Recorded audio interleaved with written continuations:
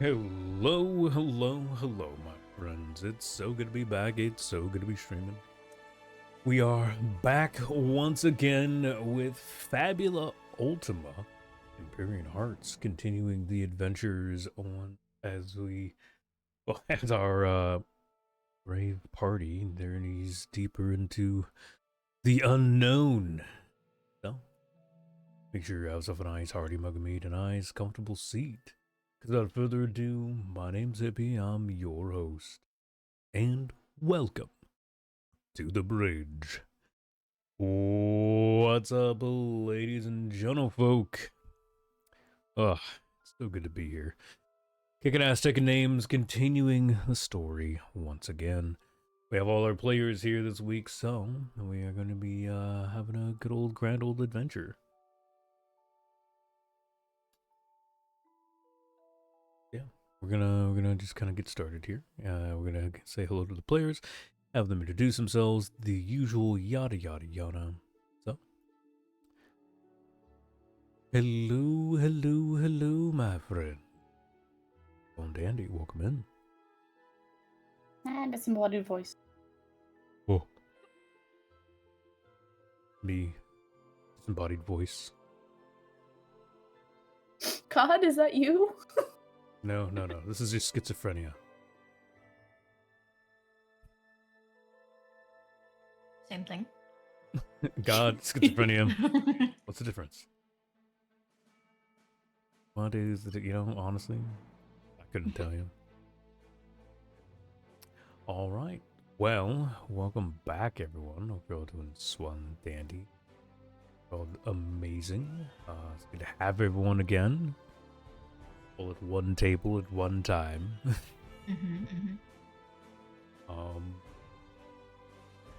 Yeah. So. Oh. We're gonna go down the line here real quick and go through the feel of introducing yourselves, and then we'll do a quick little reminder of what all happened last session, or last I guess main story session. So, real quick, going down the list of friendly folk. Starting with Argo. Who are you? Who are you playing in? What do you do?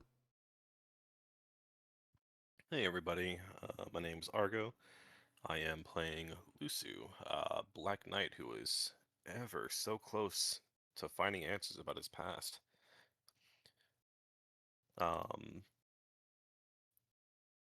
Yeah. That's it. Done. Job's done. All right. Kaiser, who are you? Who are you playing in? What do you do? Hey, I'm Sarcastic Kaiser. I'm playing Lord Borrington, the resident mortal wrangler. Yeah, I don't know. I don't really do a whole lot. It's too fucking hot to do anything right now. Sure. Next up, Planchette. Who are you? Who are you playing in? What do you do? Hello, I am Planchette Ghost. I am playing Proxia Apollon. And I'm definitely having a great time. I definitely didn't have a horrible nightmare. And had to remember a bunch of bad things. But I'm looking forward to definitely not being on the run with a definitely legally acquired mech named Zeus. That's a lot of asterisks you're putting on that. Everything's fine. Don't worry about it. Fair. Yeah. All gonna be good.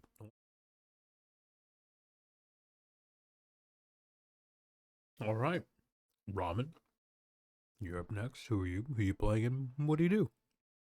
Hello, I'm Ramen Chan, or Ramen. I am playing Misor Rara. I am a demon that is a mutant and can shift shape into literally anything that's fire. And I like to cook and throw eggs.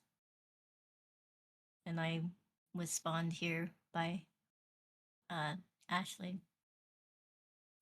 Fair. And last but certainly not least, beautiful, the amazing, the fantastic. I say this because she's my wife. Slip. Who are you? Who are you playing? And what do you do? Hello, I am Slipped Reality. I play the Chronicler of the Bazaar. I mistakenly summoned my now best friend, Miss Aurora. um, and am not being babysat slash eventually dragged back to the Feywilds with Lord Borrington? Question mark? We'll find out next time on Dragon Ball Z. Good All right, episode. get in the bag. We're going home. Is it the one with the food? Maybe. There might be food in it. Hey, last time I saw you poured soup in there, okay? Was soup poured in the bag? Yeah. Yes. Then it came out That's a thing. perfectly fine. Oh yeah, yeah, it was. Yeah. hmm Oh, he said, I realized I didn't have dinner, so I'm scarfing down some PB&J.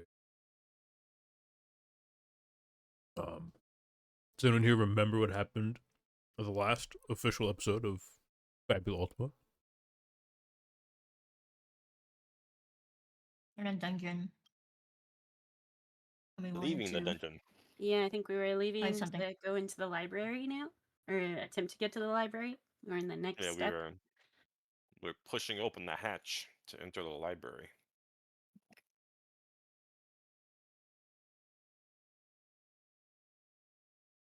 We determined say- that the library would be the best course of action instead of continuing the search through the dungeon. I say we find something to fight. Not everything needs to be a fight. Before we actually start, Yes. I do want to spin a Fabula point. The effects of which I would like only you to know. Is that okay? Yeah, I mean, I will need to know what it is before I'm like, yes. Okay, yeah. It has to do with my background. Let me message you directly. I had a feeling it had to do with your back. Mhm. In the meantime, continue. I mean, actually, I technically had a question about you. Yeah. I do not remember the name that you gave your old friend. My master. Yes. Let me pull him up.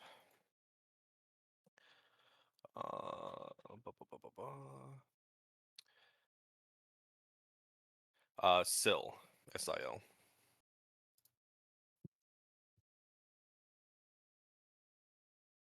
Just Sil. Any last name? Pride Blade.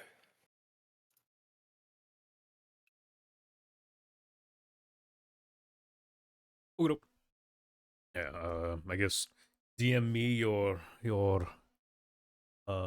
thing, and I will determine. Yeah. But yeah. So last time everyone was here, you guys ventured through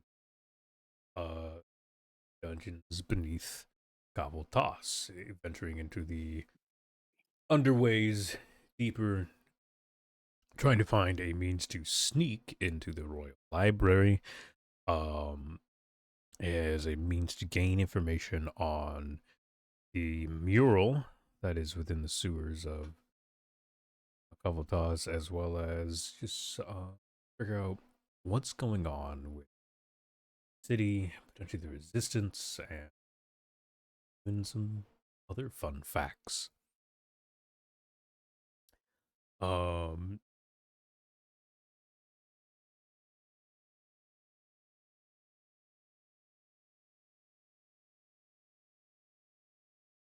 yeah. So yeah, you guys made your way through, having to fight a what is known as a gigantoad, just a large aquatic beast that had made home in the underway dungeons, uh, as well as a couple slimes and stuff. And after succeeding, you chose to, instead of venturing further into the dungeons, take a path that appears to lead up into the library. Um, yeah, so open the scene.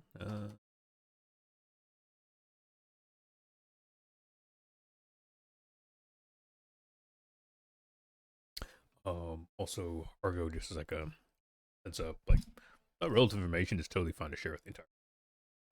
Okay. Like, again, you guys know technically most things that go on in the world.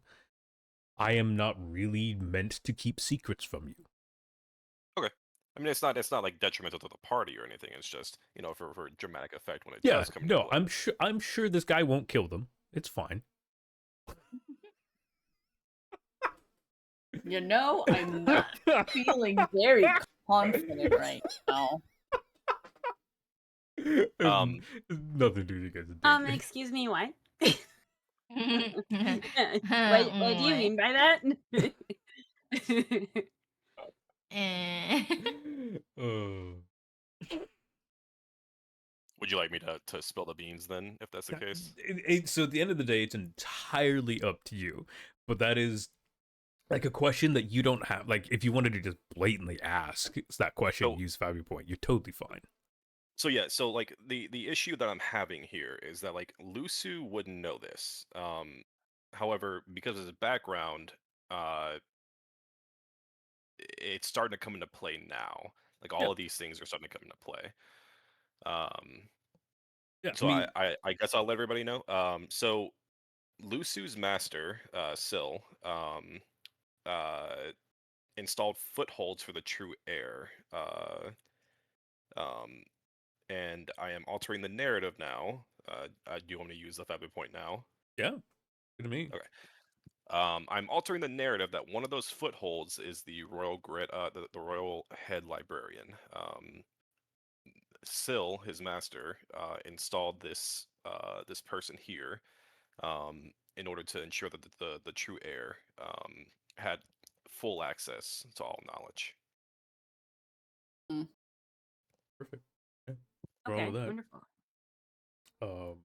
Yeah, so like that kind of information. So there's nothing wrong with you blatantly sharing it. It is something that um that information alone could help immensely. You guys digging through and finding other information or having a focus point to look towards. So yeah, I don't ever see an issue with that. Like, if you want to spend a Fabio point to spin part of a narrative, you're more than welcome to say exactly what it is. If you want to keep it private, you can. But if it's helpful to the party, just tell them. um, Again, I as the GM here, the book literally tells me not to keep things from you guys. Like, if I plot something, you guys generally know the relative plots I'm doing. Sure, I may not give you the deeper details, but you'll know. Like, you guys all know, all the princes are doing something. They're alluding to something in their goals. So yeah, there's things and stuff. All right. Yeah, the scene opens up. You guys are at the bottom of uh a ladder leading up into a small opening. It looks like it might be some sort of simple drainage point somewhere. You can make out the slight sound of um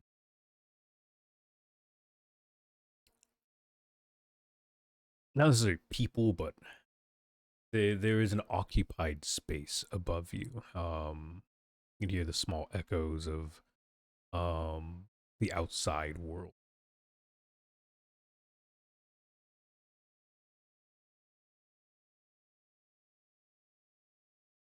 Lucy will chime in as everybody's getting up. Shall we look around then? Yeah, I think that's a good idea. And I'll have Zeus, as we get into more lighted areas, turn off his headlights. Okay. So I don't accidentally be like, here's this giant light shining into this space. That's probably a bad idea. Shine bright like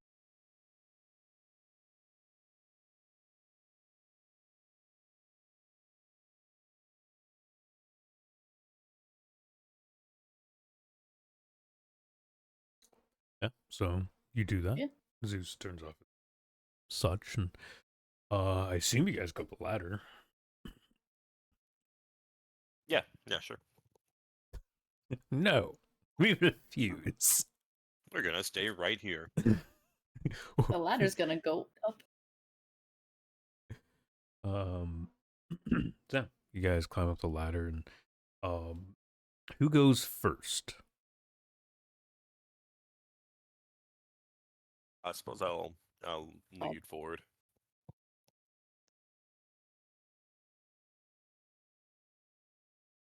Okay, I'll follow behind. Okay. So you make it to the top, and peeking through you can, yeah. So this is some sort of drainage grate. You're in some large, what looks to be an unused potential pool area. As you push aside um the hatch, and it slowly clings to the side.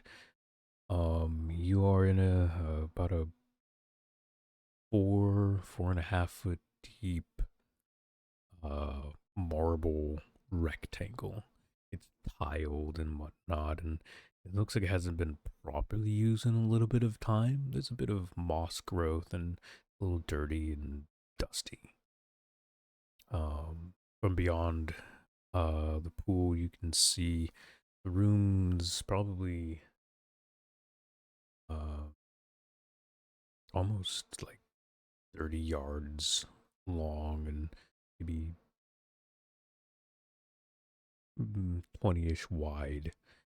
And it is mostly filled with this simple pool. Over the head of the pool, you can see where a series of religious symbols sat, and this might have been at some point some sort of um, like religious bathing or cleansing area, but it seems to have gone unused for quite some time now.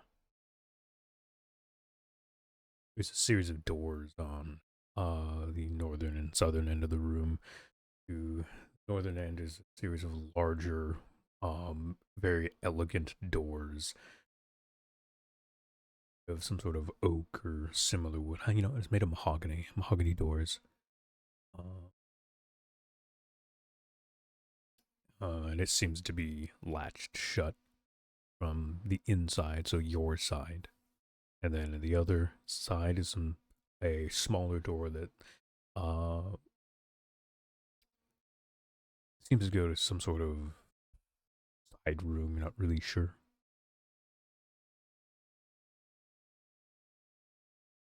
Okay, I mean we can probably check the latch door first. I assume it's blocked off because they didn't want anybody getting in here from probably a very populated area. So probably our best bet is going to be that towards the library, if I had to guess. But yeah, I mean, you're not. I'll unlatch the door and slowly peek it open to see if I see anybody. So yeah, one thing to notate while you guys are here, um, you're not allowed to be here. None of you have a royal seal that lets you in. So caution and stealth is the name of the game.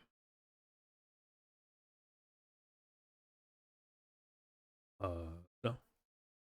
Speaking of, I'll have Zeus be smaller. Full size Zeus roams through Right. the royal library. um. So I will say, Lucy, before you unlatch the door, you do hear the sound of people on the other side. It doesn't seem like they're like focused on the door, but there's a you can hear the occasional voice going to and fro, or potentially further into whatever room lies on the other side.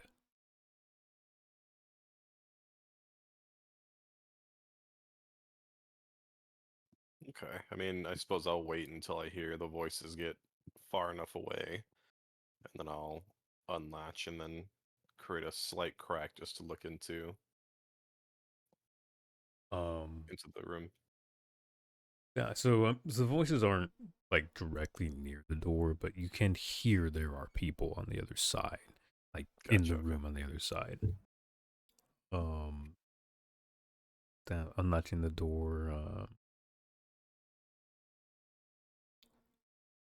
you open the large mahogany doors, and they do reek just that little bit. Haven't been unused in quite some time. You can make out on the other side what looks to be a combined chapel of sorts. As anyone with relative knowledge of Cobbletos would know, this is the attached combined church within the castle. So anyone who resides in the castle may worship their gods here. You can hear what sounds like and so potentially an older gentleman speaking in a low voice. There's a couple of other voices alongside them. Seems they're praying.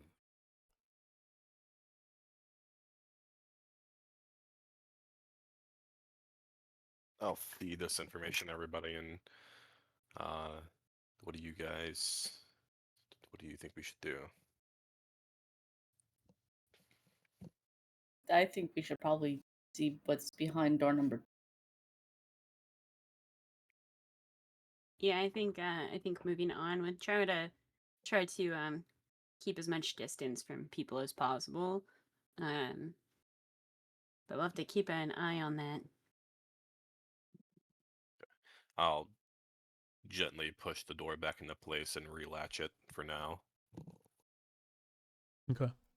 You close the door and relatch it, and you guys venture to the other side. The door on the other side, there's no.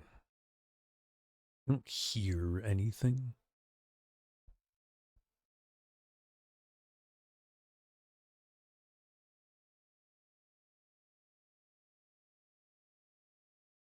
I'll try it and to open it just a smidge. Yeah, I mean, from what you can tell, all the doors in this room lock from the inside of the room. That's weird. You the door. Peeking through, you can see lightly lit hallway. Ventures some distance off to the right, and what you can tell, distance to the left as well. Hallway as well is similar to the this sort of religious bathing room seems to be fairly unused. Dust has settled off to the edges of the edges of the wall, cobwebs in some of the corners. The floor here is also mahogany. I'm gonna just any fancy wood is gonna be mahogany in this universe. It's the best wood. But there's a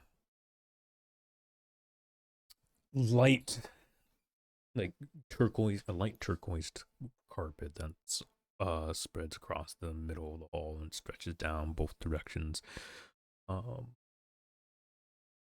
Outside of that, there's some simple torches and such on the walls. You don't see or hear anyone. Do we see any doors later, like deeper down the hallway? Not from where you guys are. There's some boxes off to the right. Seems to be some old storage crates of some kind. You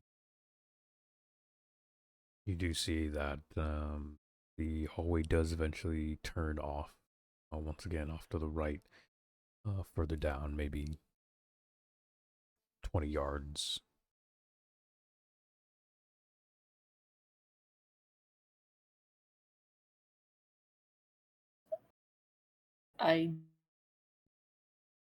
What do you guys think, left or right?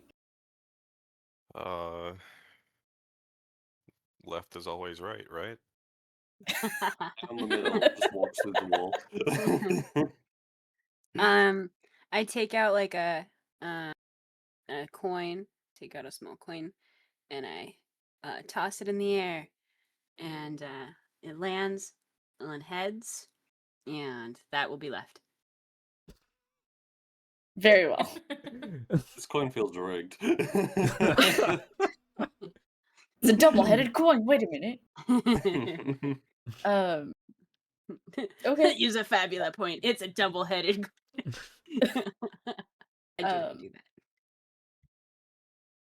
If Lucy's okay with still going first, I'll like step back a little bit into the hallway to allow him to go. If you're okay with that.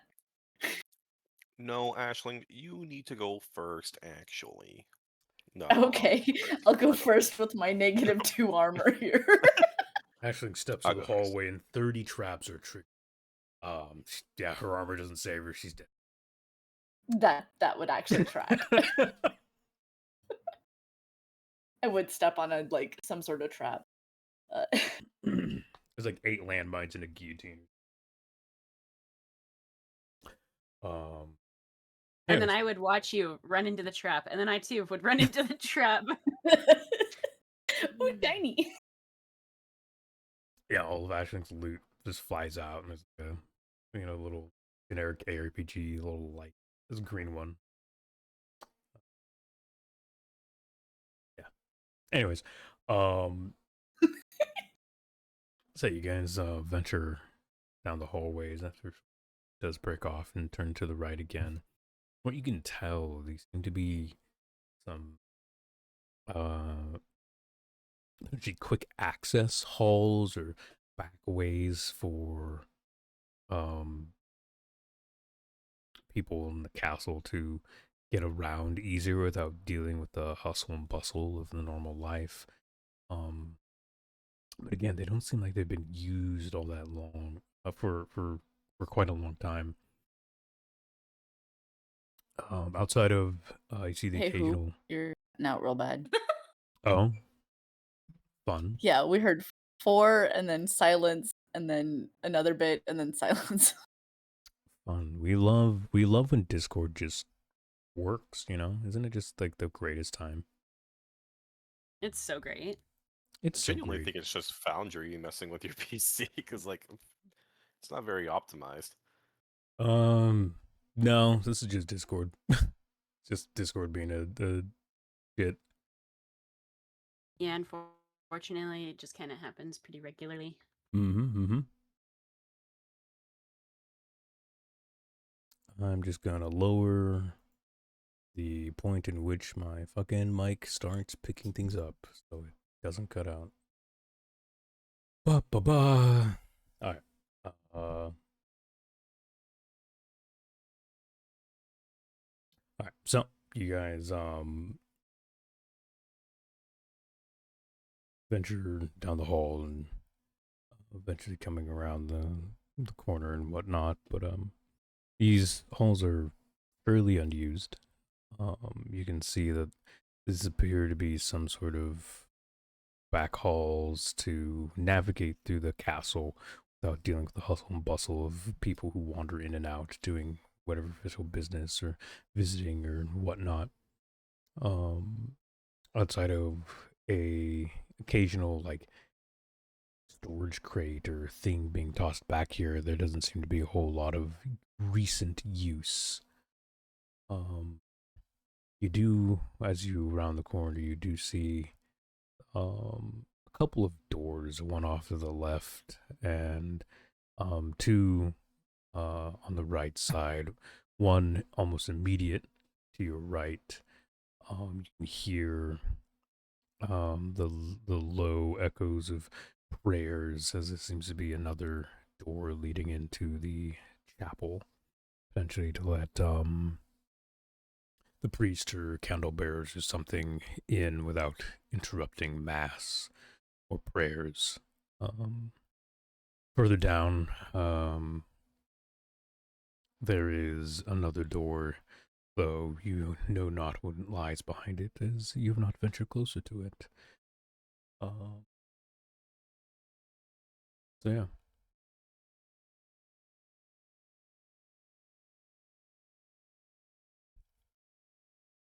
Let's go ahead and go Probably closer to the other door. I am getting a bit nervous about being out in the hallway, out in the open, pretty much.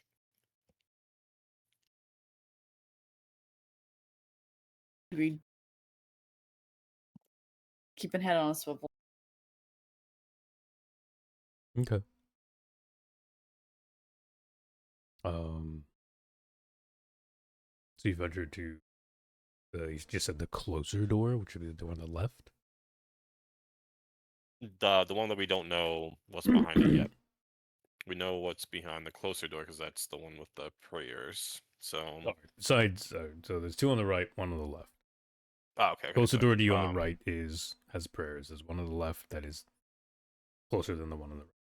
The second one on the right. Gotcha. Yeah, I'll check it out first then. Okay. Going to the left side door, you can smell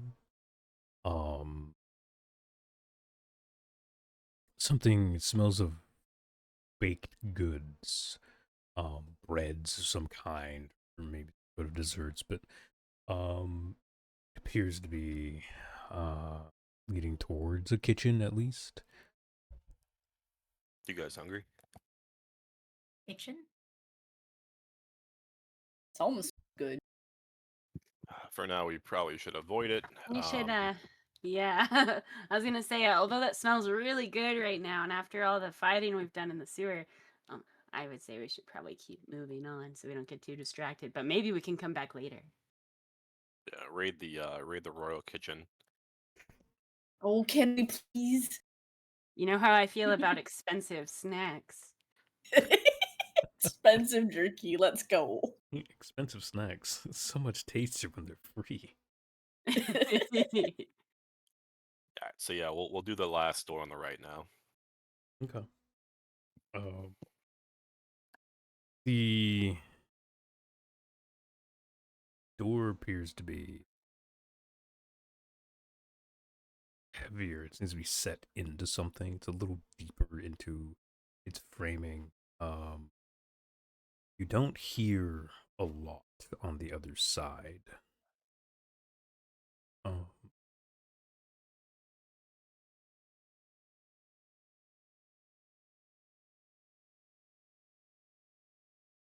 There is a lever to the right side of the door as well.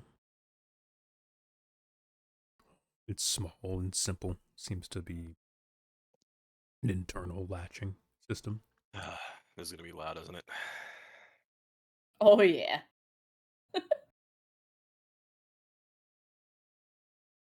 I'll first try to gently open the door. I assume I'm going to be met with a lot of force, considering it's probably locked. Yes, the door is quite sturdy.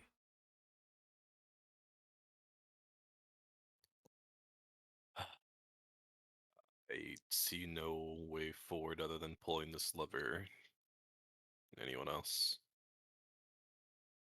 Good luck. Is there like another halt or another turn in the hall? Yeah, the hall keeps going. For about another, honestly, good ways. You see a couple of branches off. One off to the left, about 70 meters or yards down the hallway, and even further on, there's another that seems to break off. At the far end, you do see about 20 feet up, there's a window letting in sunlight. I mean, we can keep going if you guys want, or we can try to Mm. open this door. No, my thought process was maybe placing somebody to see if anybody comes running when the door unlatches in case it's loud, but that's really far out. Yeah, we wouldn't be able to get to them quickly. Well, I say let's go. Let it roll. Yeah. Alright, fellas. Let's do this. Alright, Lucy will pull the lever. All right. You pull the lever, it pulled with fairly decent ease, with a simple thunk.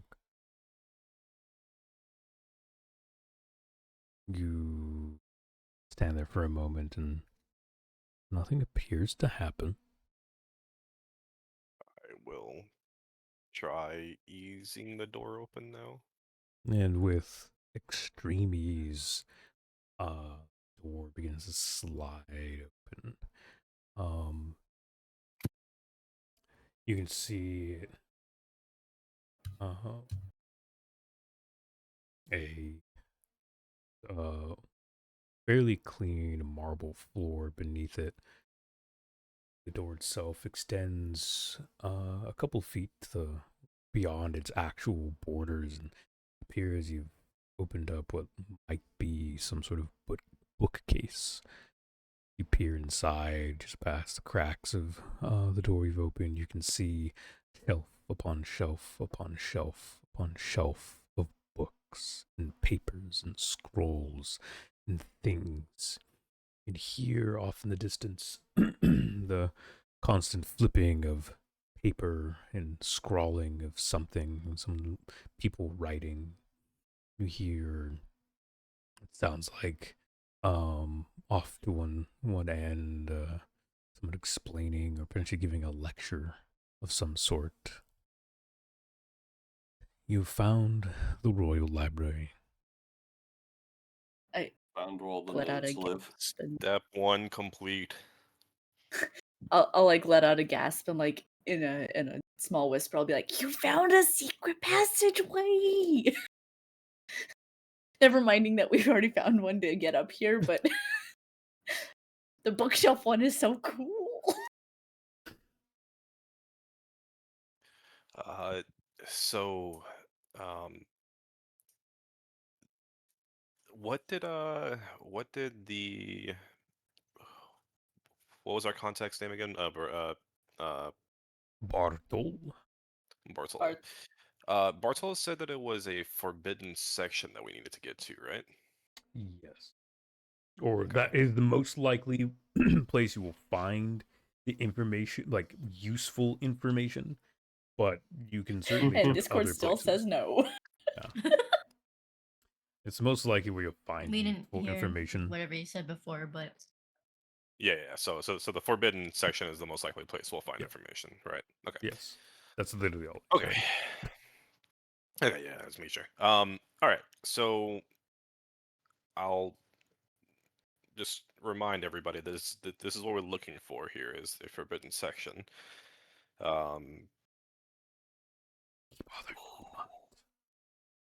True. Me and Say Ash will be less. very Uh, fun. The I- Forbidden Royal Yowie. Ashley, I'm sure you want to get your hands on all that all those forbidden stories, right? Oh, I'll find them. Don't you worry. I got a nose. I'm gonna rely on it here, considering Hope so. I'm not So really my sure where we're faster's going. gone. All right, let's peer around the corners, make sure that nobody's nearby, but just see what we can make out. Um, you step out into the hall, or into the aisle, and Aisle. yeah, the bookshelves here rise some 30 feet up. There's a series of climbable ladders that lead to the highest shelves, making of ease. You also occasionally see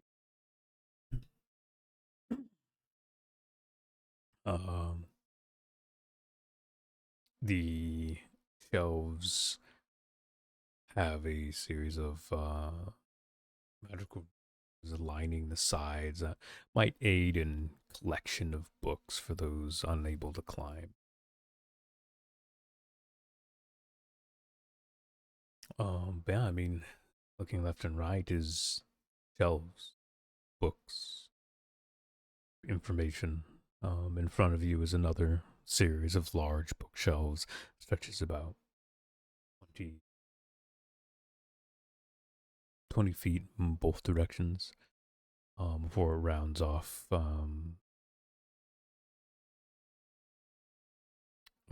corner off towards the center of whatever building you're in. The Royal Library is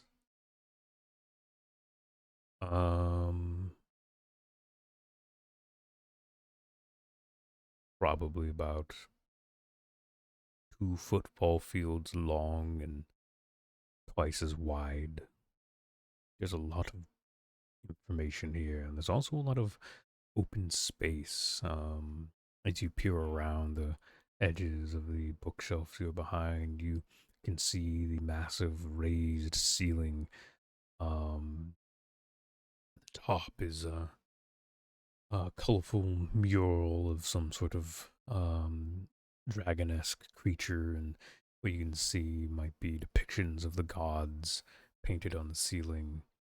Um, Large chandeliers that hang down and bring light to anywhere that the windows around the building don't provide to. Window frame, or each window itself, artwork, stained glass. Each one tells a story, different tales throughout the history of Jord Erda. Though you do see there are gaps where windows and panels were replaced, whether they were worn down or broken or simply changed for some reason. You're unsure.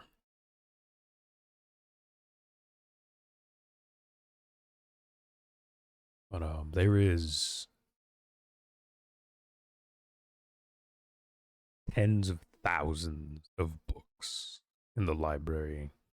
There are scrolls. There's the air of magic and knowledge and time.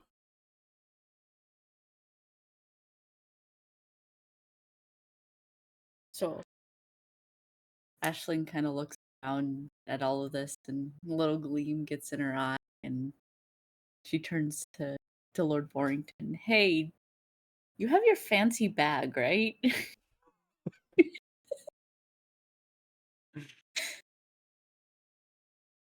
Just kind of look over at Horace, go, well, of course. What is it of stealing from these people? But it's hard to take from you. I'm just saying there may be some texts that may go missing in our adventures, and I need to make sure that there's a place that I can store them.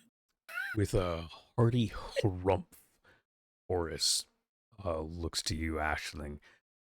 Lady Ashling, to think that you would stoop so low as to steal. This would break even the most common laws known amongst mortals and man. At minimum, you would need to pay whoever runs this establishment for these knowledgeable tomes and scrawlings, no matter how mundane they might be. I will not partake in your thievery, and nor will Lord Borrington, won't you, sire? Chris, this isn't stealing. It's merely gathering the knowledge so that we can share it with others. Lucy will chime in. I mean, libraries are repositories of knowledge. Don't they lend out books all the time? Looks to Horse, glares at Ashling. Lending is different than taking without purpose to return, is it not, Lady Ashling? That's just long-term borrowing. Horace. Sure, Ashling will pay the relative fee if she forgets to bring them back, right, Ashling? Absolutely. Yeah, the fee of her life for stealing. Horace looks rather displeased with the answer. You see him whip his bag around and he closes the latches on it. I will not partake in your thievery. I will not be accomplice to this. No. I am a law-abiding Fae, and I will follow suit in the line of duty that I have serviced in. So will Lord Borrington. Won't you, sir? Hold on. Hmm. Oh my god, it took forever for me to get there. That's fine if you wish to not know anything more about Nana Bra, there we go. Nana Bra or Sylvanas, then I just won't share the knowledge. And I just kind of start sauntering my way down the... Sorry, I had to find information.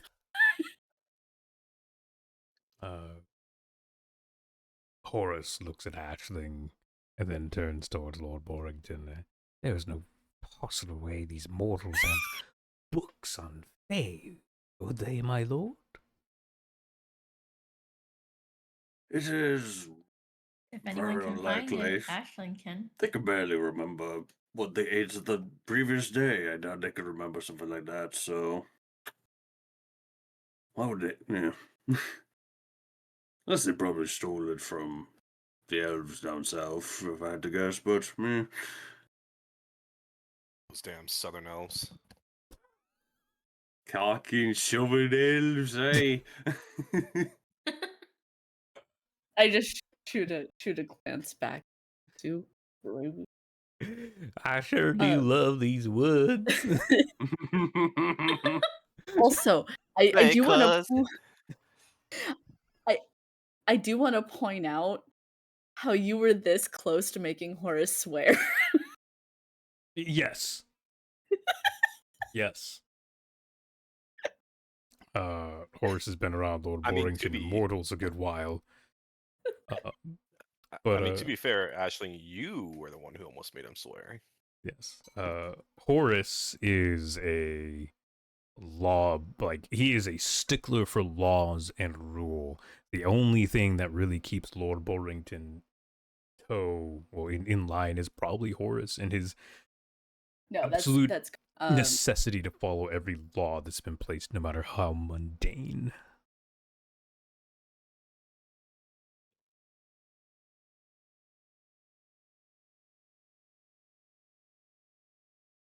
So if you can find a way to fool him into thinking he's doing something law-abiding, you can probably use his bag, but otherwise you'll have to find another means to carry your books.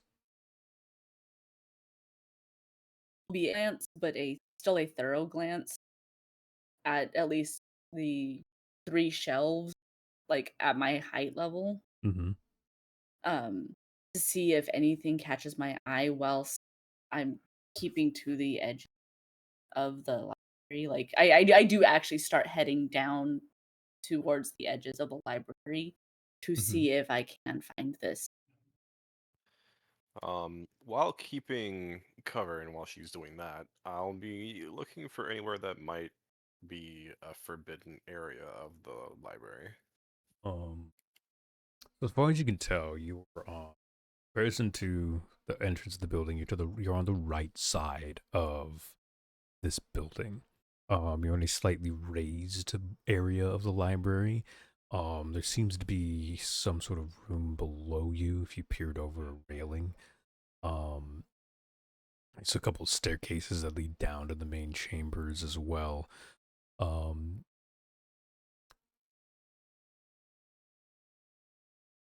Towards the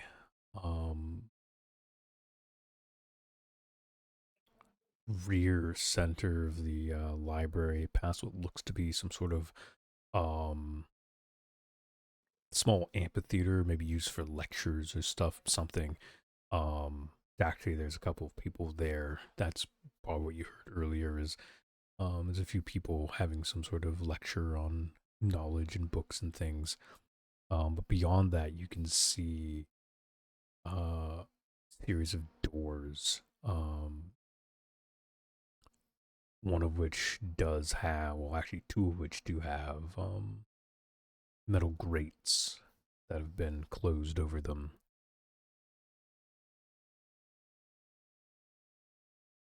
Looks like that's our destination.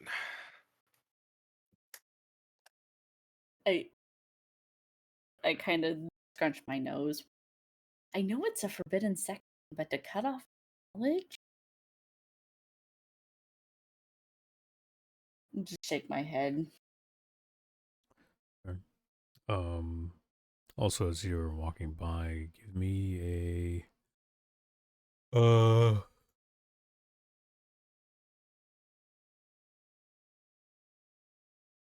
give me a insight for as you're browsing.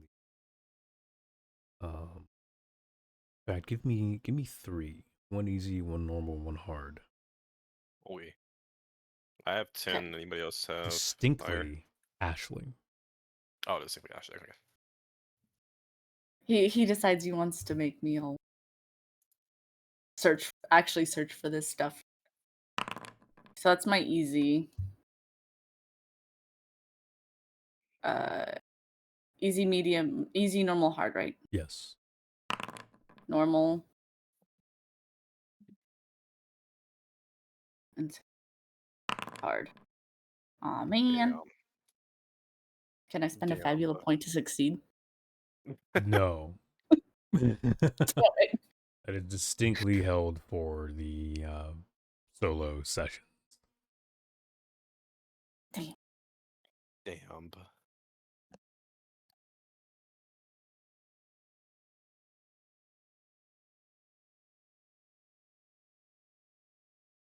Yeah, as you walk down the hall,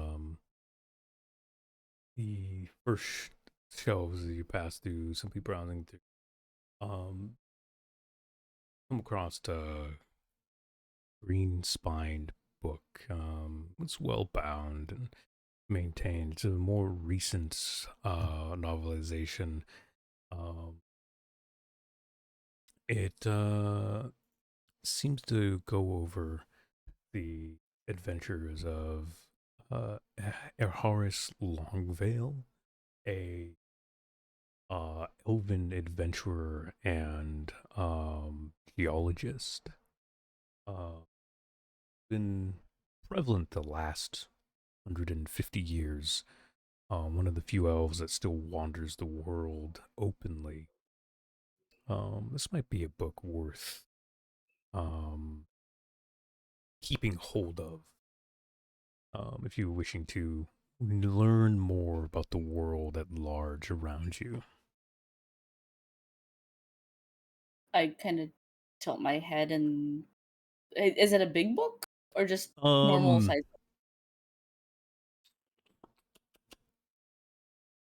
Think paperback versus hardcover. Yeah, it's hardcover. Okay. Because most hardcovers are standard size.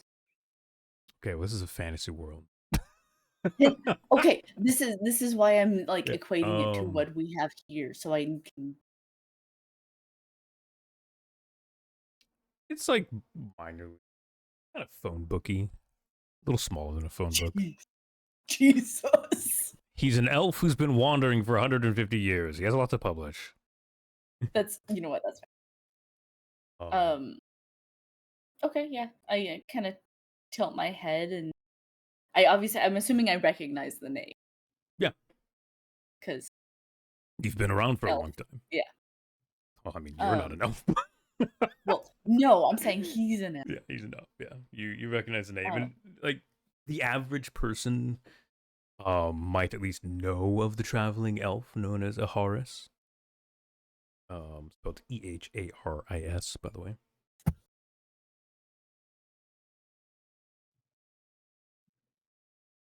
Okay, yeah. I'll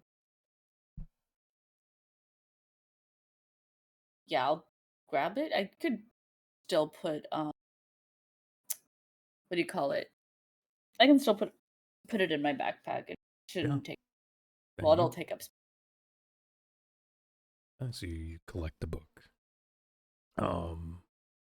Wandering further down, you come across another title that catches your interest, though it is more of is a bundle of scrolls.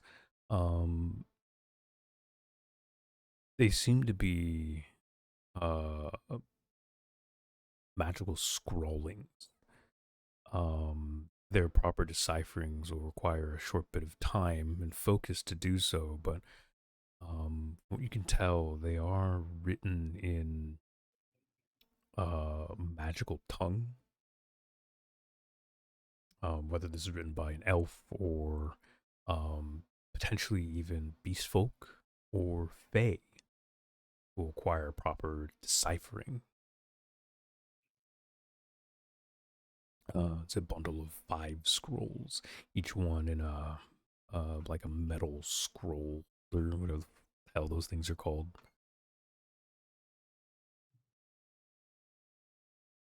A binder.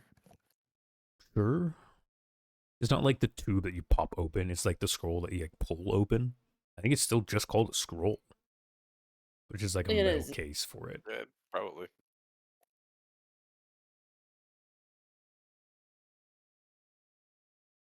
How many are there? 5. They're bound together by leather straps.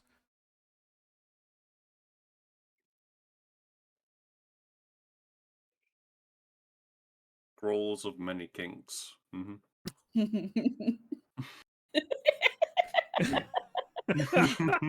The documented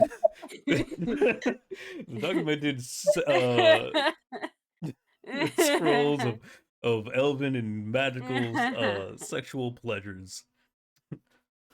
I.e. the startings of Selene. Right. I look at them and then I kind of like hold. I'm assuming they're not huge, like big enough. I could probably hold them in one hand. Yeah, the bundle, or is it? No, the bundle's like it's like a probably close to like a bundle of hay, or like a wheat bundle. Like these 5 things aren't. Okay. They're not small because the cases Yeah. aren't malleable because they're metal. Yeah.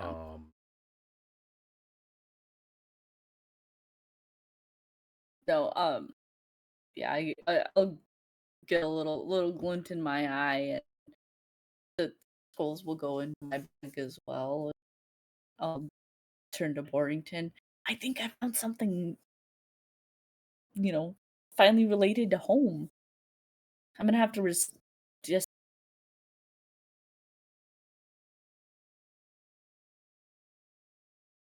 decipher it, but I perhaps. personally have no qualms if you learn from it, but at the end of the day, do not take from that which is not yours, as I do have to Degree of horror, sir. Yes. If it's from home, then it's not theirs either. Uh, I just kind of like do a finality of nod and then continue to look for, I guess, a way to open the metal grates. Sounds like that are covering the forbidden section. Yeah. I mean, there is a plethora of people. This building is very, very large. It doesn't feel like there's a lot of people. There's probably still 100 people here. Outside of, as you can see, there are guards patrolling through the library. They are similar in design and their armors as Rise Royal Guard. The slight difference is instead of a red plume, their plume is a series of purple with a streak of gold down the middle, and their normal, rather bland metal regalia is doctored and accentuated by uh, deep purple capes and half capes.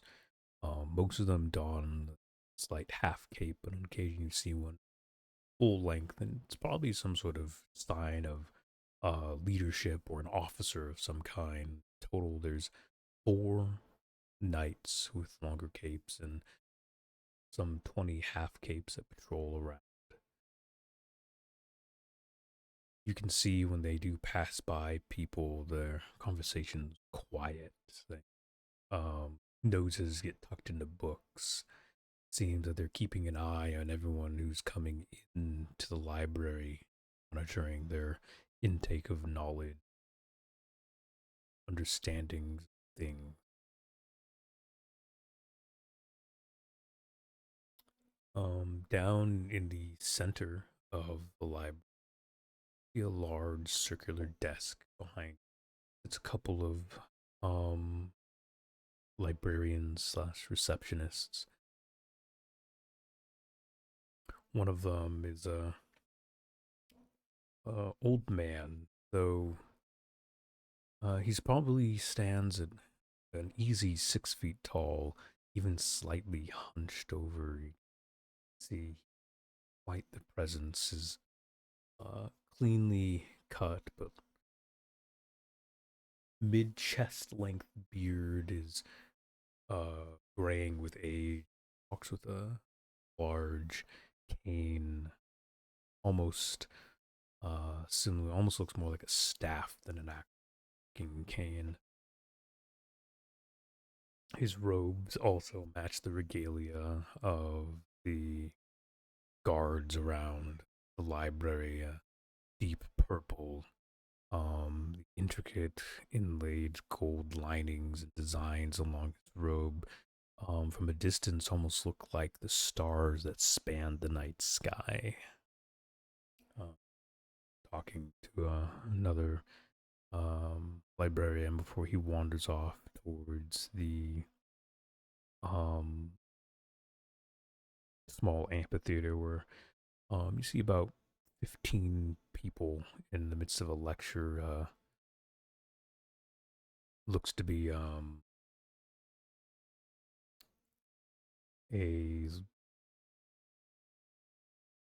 yeah, we'll say an elf is giving a speech about something.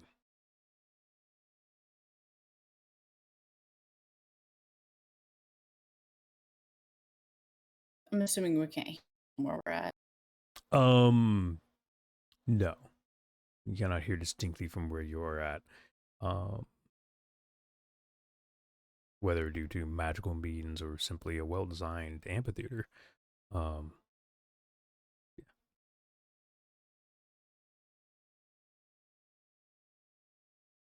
Okay.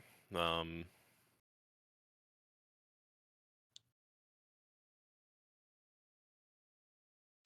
how do you guys want to approach this?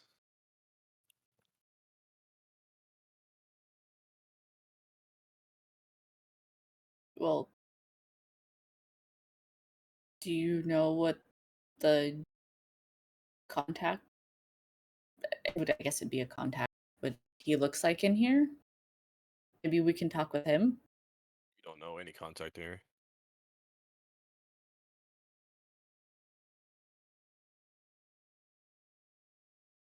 Correct. You don't know any contact.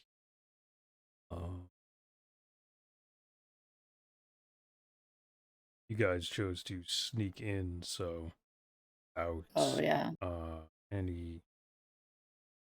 without part. Yeah.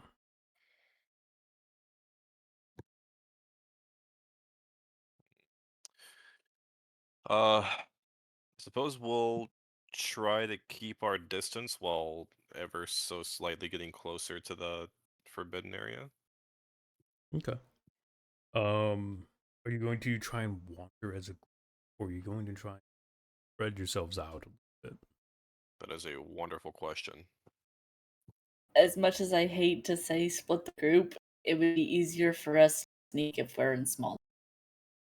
Yeah, probably.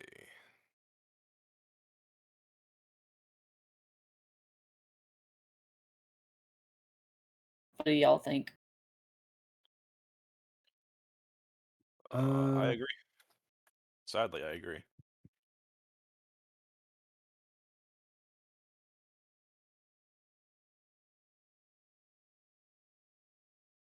I think splitting up is fine. Quick, we need Yeah, to ambush some nerds, steal their robes so we can fit in. I was actually thinking about one of the guards, but knock out the guard. No, I wouldn't necessarily see it as splitting the party, as more as increasing the distance between our travels so that we're less likely to be seen. Um, I would think splitting the party would mean that we're more likely to be seen just because we're in a greater area in the library, but I think we do cover more ground and find more routes available to us if we do split.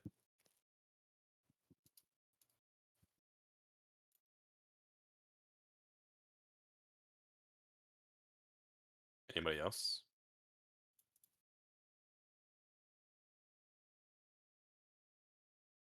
Yeah, I don't know. I don't think we really need to split up, but whatever y'all would like to do. I think we just need to be quiet.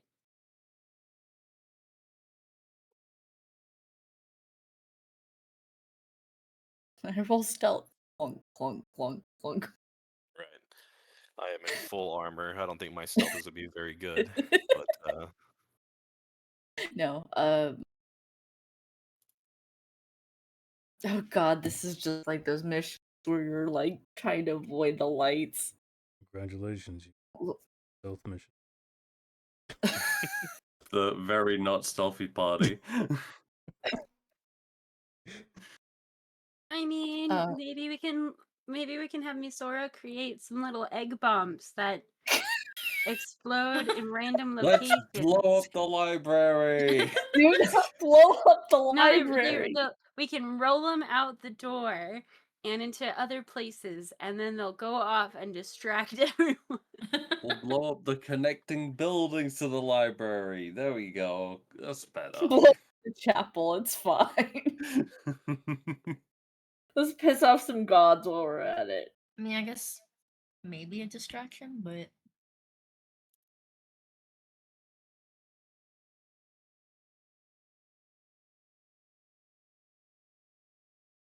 I'm sure it's gonna be okay.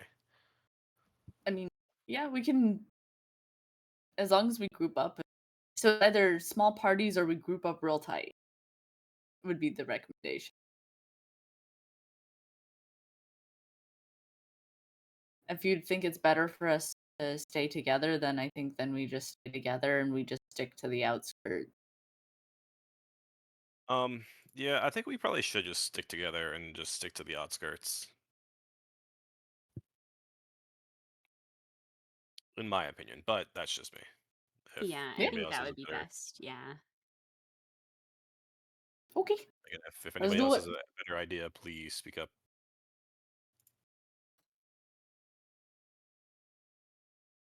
I mean, again, I'm personally like I'm indifferent because it's like there's upsides and downsides to both, so it's like either or works, you know.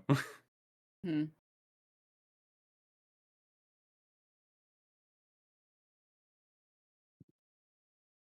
Yeah. So let's play the ultra stealthy and start moving our way on the outskirts towards the Forbidden Library. Ultra stealthy, stomp, stomp, stomp. Look around, stomp, stomp, stomp. Well, if y'all would like to give me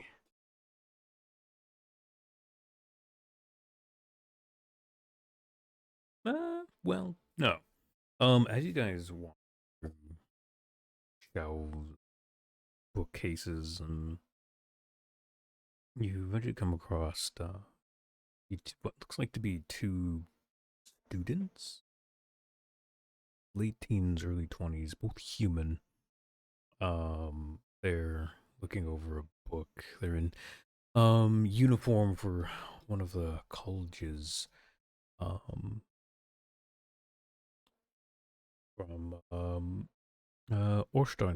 Osterhelm.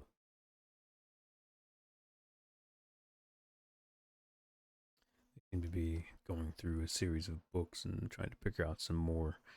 But they are in your way.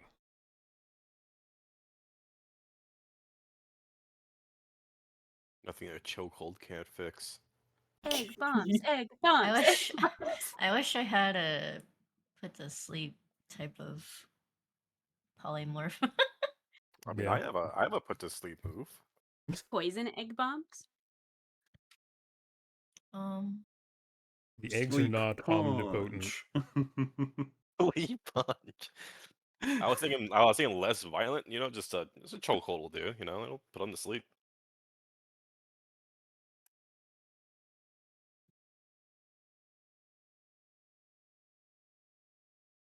I keep trying to look at my stuff like maybe I could use Maybe I can persuasion get to us make all him the way fall out of here. asleep. I don't think anything I cook can create something that It would also take you a bit of time to cook in a library. Yeah. The library. Yes. Sit I'm right sure next to the them. Start smell of cooking. cooking in a library wouldn't draw attention. Not at all. I could feed them poison, I guess. Um, I have fire wouldn't work. I could blow them away.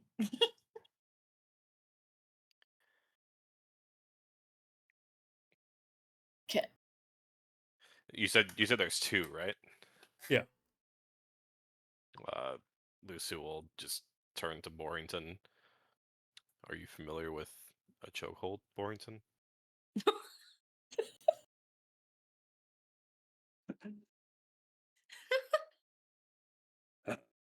Leave it to the mortal to immediately jump to violence to deal with all their problems.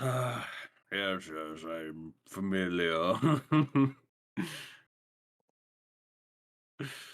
If nobody else has an idea, that's all I have. I mean, I was gonna see if maybe I could use a Fabula point to like ventriloquist my voice or project my voice. Also, just use a 5 point to have them walk away, but Oh yeah, we could also do that. Yeah, you just spend a 5 point. No just- guard interrupt us the entire time. Um, speaking of, just for a quick question, Hippie. Yeah. I only have one Fabula point. Is that what I'm supposed to have after the last session? Yes, because you stunned them. I didn't Okay. produce any villain to the scene. That's true. That's true.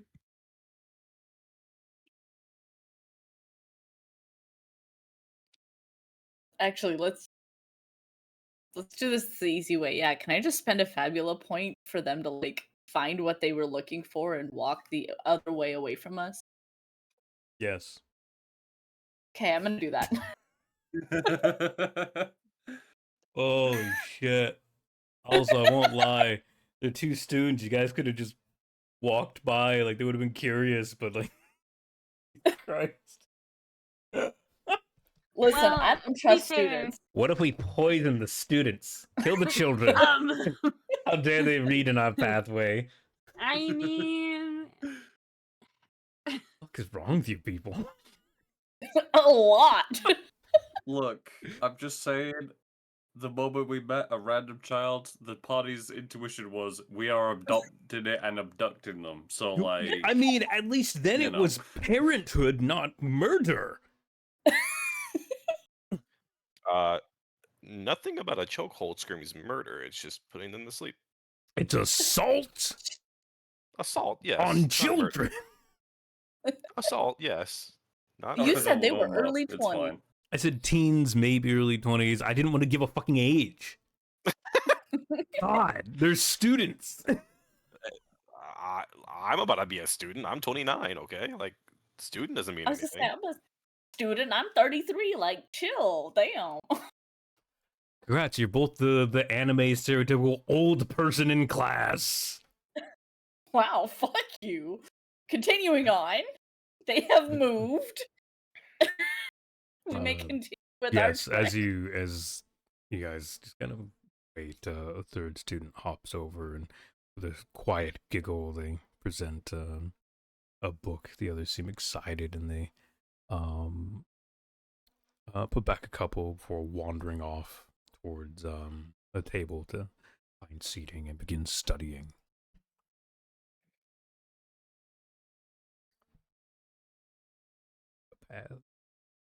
Right. Don't know what you mean.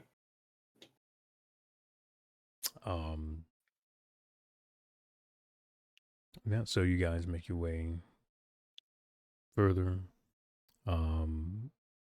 Occasionally you need to stop as a guard wanders by, begins talking to another patron of the library. And as you finally reach the last stretch, the open upper walkway in the back of the library that leads towards the series of doors, two of which two on either side of a larger door, and both the side one have a metal proper would be a portcullis, small portcullis over them. The larger one has a series of guards standing in front of it, 3 in total. One has the garb of a captain, one of the captain-like soldiers, and the other two are just a simple library's regalia. They are standing firm at their posts.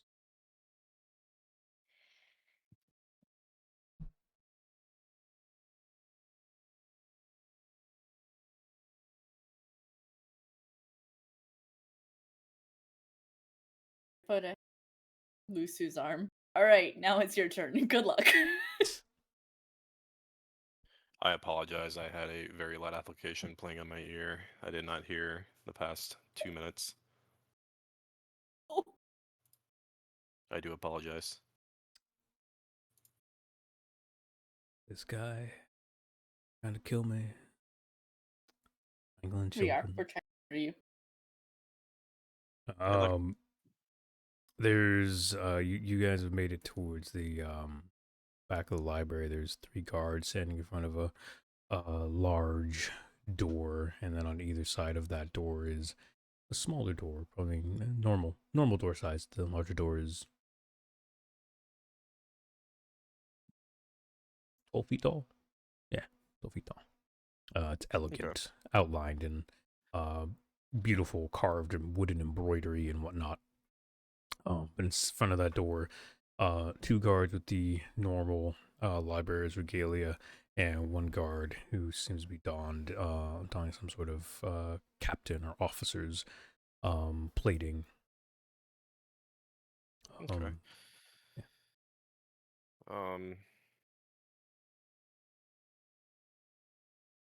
mean, how do you guys want to approach this? Is this are these the doors that were barred off, or are they The two side doors different? are, yes. Okay. How do you guys want to approach this? I we can I mean, maybe if we like throw a book and get their attention or something. Throwing a book. I mean, We throw a Um, book in and run. That won't be suspicious at all. I mean, depending on the strength, it could just go to the other side of the freaking aisle. That's true.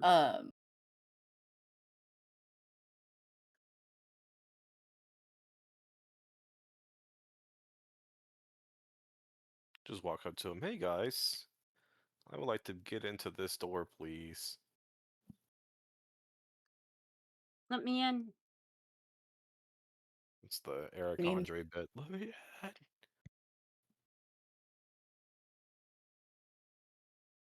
That would be kind of what I would do if it was. I mean, not to let me in, but to try to persuade. Would you like to try your hand at persuading these people, or The only problem is, if they ask to see credentials. Just pretend like you're supposed to be here, and most people will just not bat an eye. we could just say, we could just spend another Fabula point to find a sigil on the ground.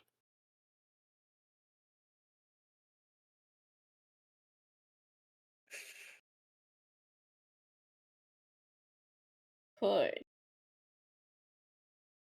You never know. These librarians are pretty sloppy. Somebody may have they were too caught up in a book, it fell off their chest with a pen, and and it's just sometimes happens.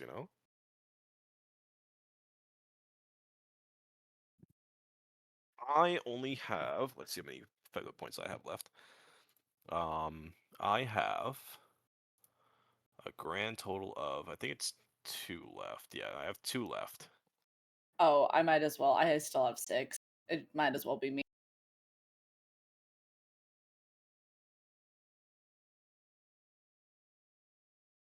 But I don't think that's a bad idea.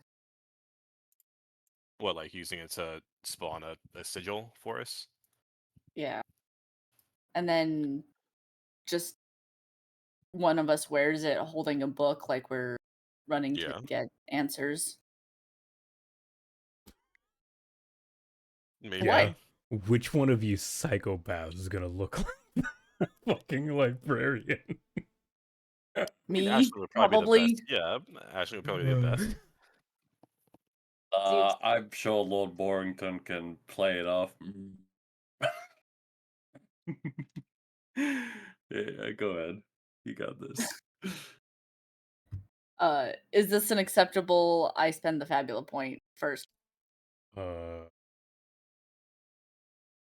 I will let you spend a Fabula point. I will put into this library a sigil. Just I not don't in like front the of way us, I that you assume. said that. Yeah, just not in front of us. So we have to go and find it.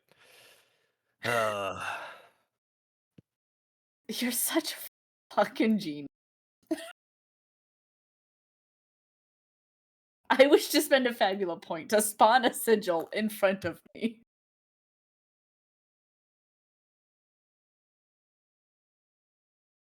Alright.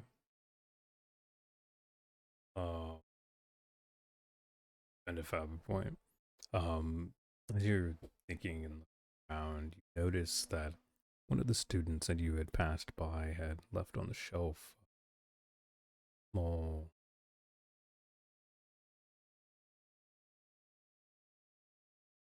small wood carved, what we can only assume is sort of library card of some kind. On it does have the royal sigil that allows passage into the into the library. It also has their name. What's their I need name?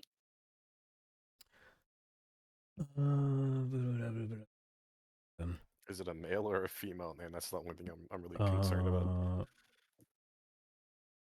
These are dumb names.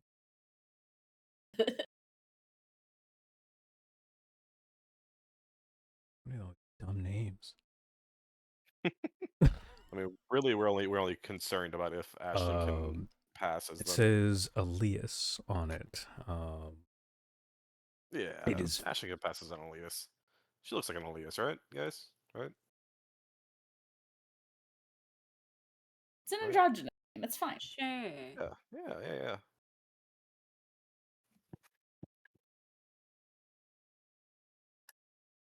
okay. That's on me that I. We could have had 2 of these sigils. That would make it so much easier. Anyway, so I grab it and just fasten it to my lapel because I'm assuming that there's a pin. There's a ribbon. Yeah. Ribbon. Yeah, a ribbon. Okay. It's to be worn. Oh, around the neck, like a lanyard. I didn't want.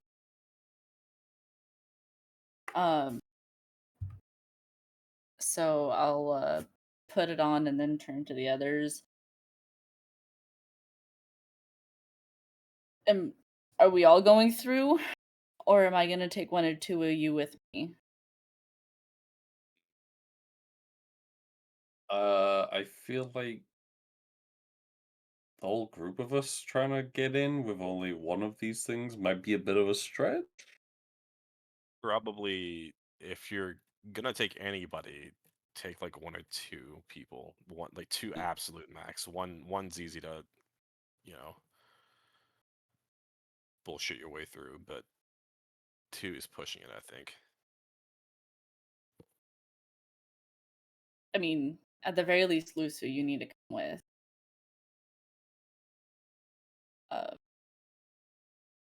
Borrington, I'm sorry. Fucked I- up favoritism.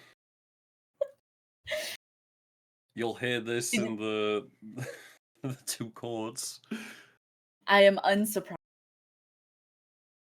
That being said, it's gonna be harder to get you through more than anything. Yeah, no worries. Proxia, Sora.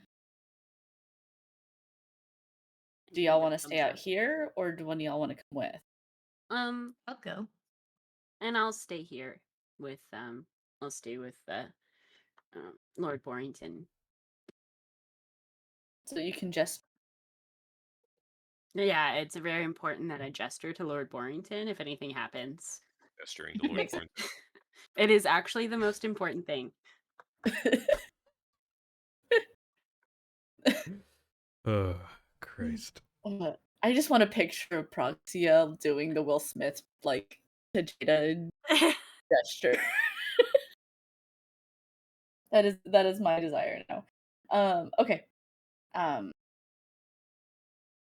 So we are going to look frantic. We are going to look busy. We are going to go through and just not even stare at the guard.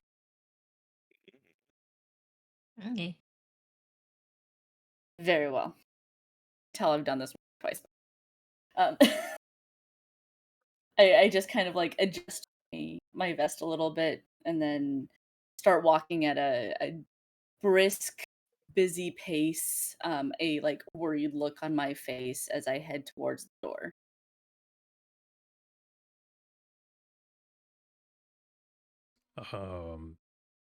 You scuttle towards the door.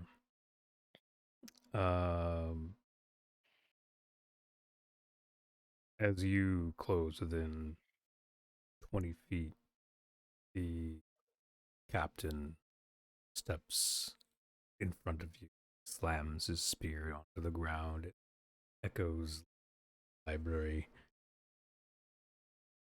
Holt, who are you?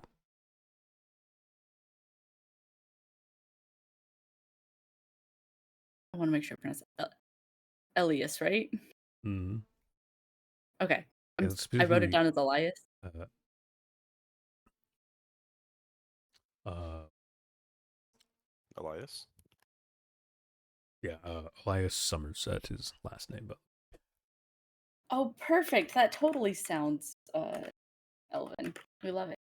Um, I do like a jump and I kind of keep my head down.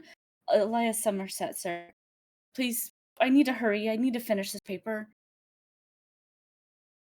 that is well and good, but we have procedures in the Royal Library. Present your identification. And you, he looks to Miss Ora. Who are you? I'm with her. That is not the question I asked. Your name. Which college are you with? Are you visiting from another city? We are visiting. Which traveling group are you with? I look to Ashling. Look what you did.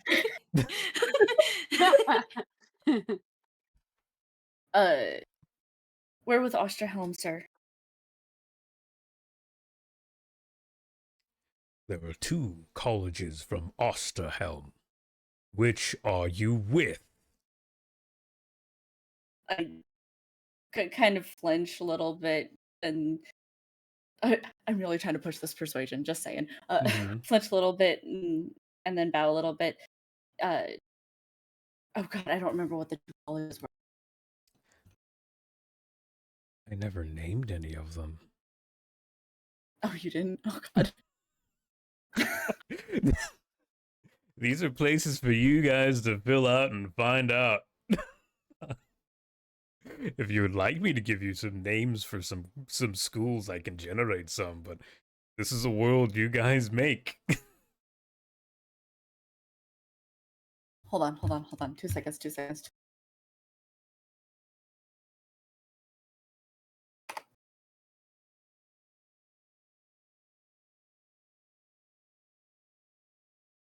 We're with Lithium, sir. We're the School of Magic. Oh, that's bad. School of Magic. We're just with Lithium, sir.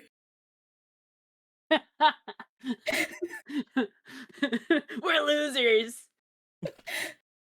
No, we're in an anti-magic magic area. Yes. Well, yes and no. Magic is not yet illegal, but Count Driffolk has passed many laws that have limited its growth within the city.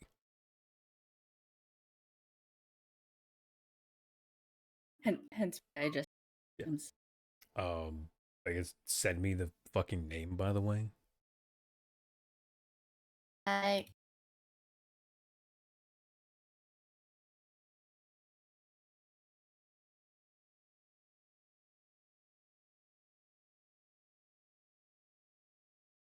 I spell. The Lithiums is correct.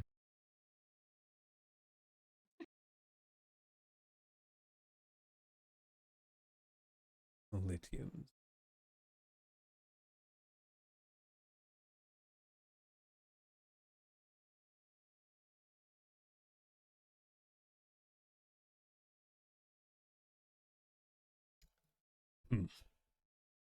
You do not look like architects to me. Magical or not. He steps forward. I did not see you in the opening proceedings when your school arrived. Where were you? I had taken very ill from the travels. I apologize, sir.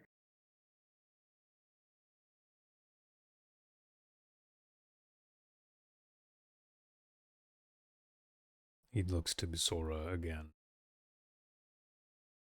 My question still stands. Who He stops for a moment as behind you hear the clacking of sounds like sandals and potentially a stick hitting the ground.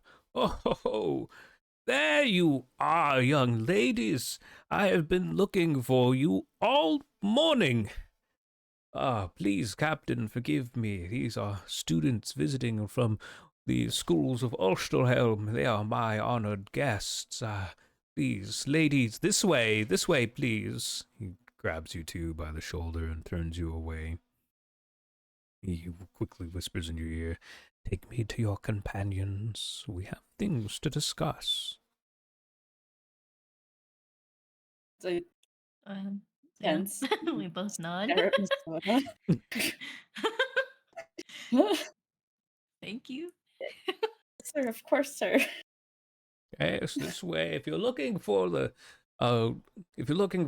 bindings of stones for the old chapel, the blueprints and knowledge of these is this direction. Quickly towards where the rest of the party is, and the guards kind of look at each other, shrug, and get back into formation. I let my visual relief, oh thank god I don't have to try to find this fucking thing by myself, or don't have to try to find this thing. and and we and I look up at Argo, or at Lusu, As you I- guys round the corner with this person right behind you, Lucio instinctively goes into a defensive stance and grabs the hilt of his sword. With a tone more authoritative than you thought would come from this man. A simple halt comes from not his mouth, but the back of your head.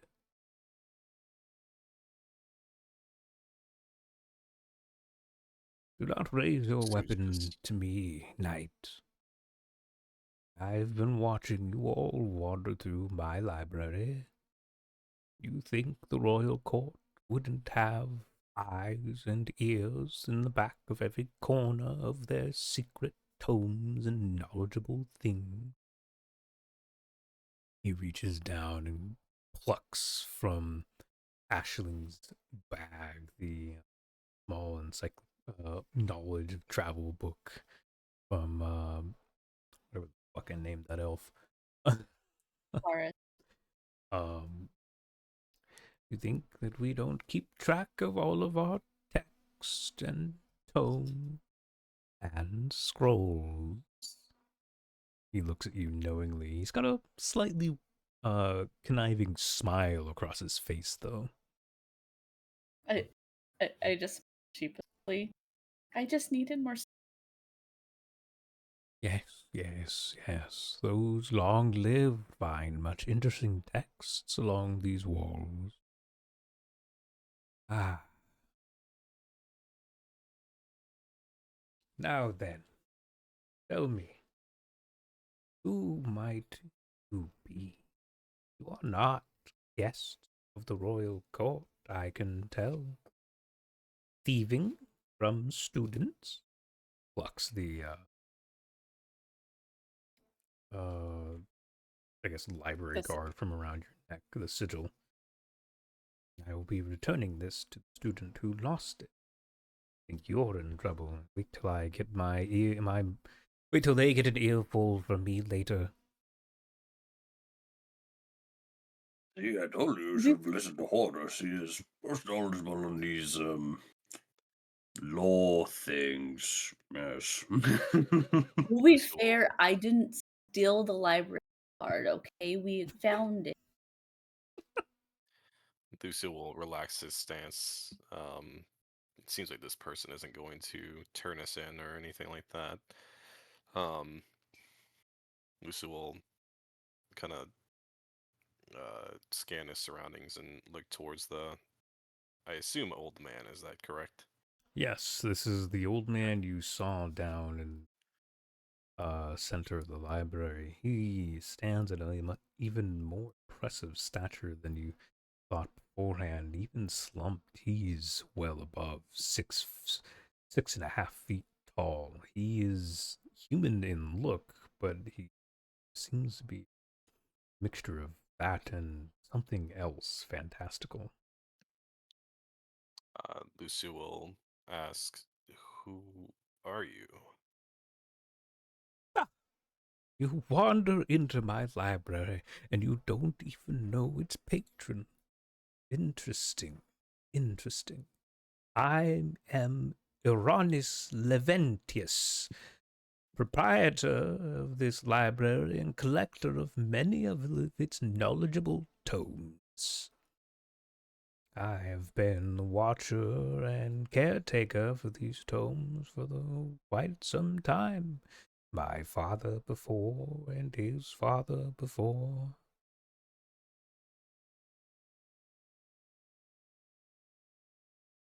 Just lean into Proxy and go, careful. These patrons, they make tricksy deals with mortals. Best be careful now. Yes. That's a fair point. He smiles at you, Lord Borrington. Ah, an ancient fey folk. Not common that your kind arrives here. He gives a low bow to you. And one of such stature.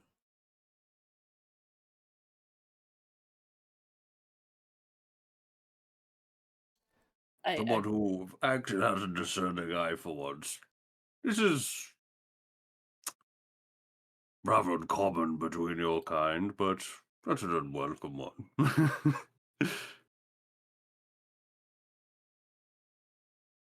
My learnings have brought many knowledgeable tales of your people, Faykin. Though I know not you nor your title, I see you are blessed by the presence of both courts of your people. He looks to Varnir and Horus.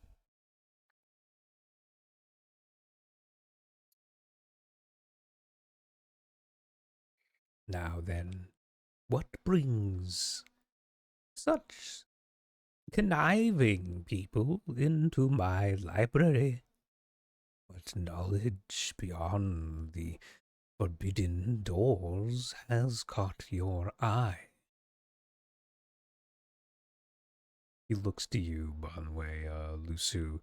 You can see there's questions wandering behind his eyes. He's thinking as he looks at you. He keeps up this smile, this air of old friend, old man friendship. But there's something in the back of his mind that seems to be bothering him.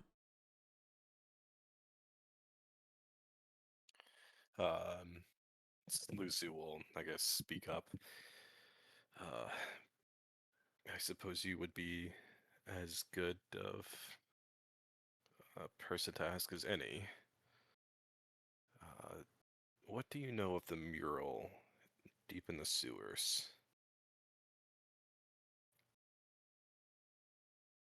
His eyebrows furrow. Mural in the sewers. Is that where you came from? Intriguing. I thought the old holy pools had been sealed closed. The old tunnels lie open then? Interesting. Interesting indeed. I know many things of the depths below this city, and the towers that rise above it, and the lands that row around it, the people that wander through it. I know that the old mural hides secrets that should be kept secret. I know the old mural has keys that have been stolen. And I know that I know you from somewhere. He steps forward, leaning over you, Lusu. Your face is familiar, yet it has grown old in time. Do you know me, young man? I'm afraid I don't.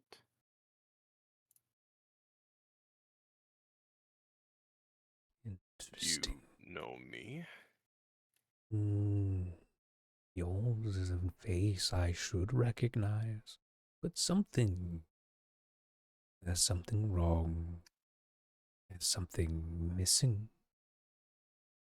between your and my memory. Someone took something away.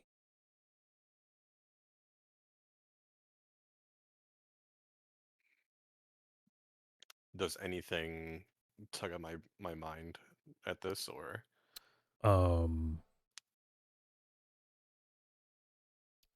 he looks to you and he holds your hand out into my palm. I wish to scry. Lucy will like meet everybody else's eyes? Uh, okay. Fear not, Knight. I mean you no harm. It is not only your memory that seems to have forgotten, but either my old age or someone's foul magic has stolen from me as well. And as has been stated before, it is wrong to steal from a library. He holds out his hand. His long fingers are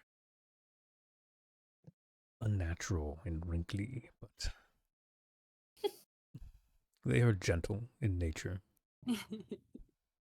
Lucy will hesitantly put his hand into his palm. The old man smiles and he presses the edge of his walking stick into your against your forehead. In an instant, you are taken aback. The loud cacophony of a noisy library, chock full of those eager to learn. You look about. You're no older than 19, 20 maybe. You've just finished your night school. Your royal bannerments have been draped over your shoulder, and you await your calling to receive your first orders of royal decree. Prince Marai sits up on a fanciful throne and far end of the room. In front of you stands this man, Uranus, and next to him, someone you recognize, his black beard spotted with streaks of gray. He smiles, excited to finally have you completing the schooling that he brought you through. Still Prideblade, your old master. Next to him, a young child, probably 2 years old, stands tucked behind his leg, his disheveled brown hair a mess of childlike whimsy, his face nervous but also interested in the proceedings in front of him.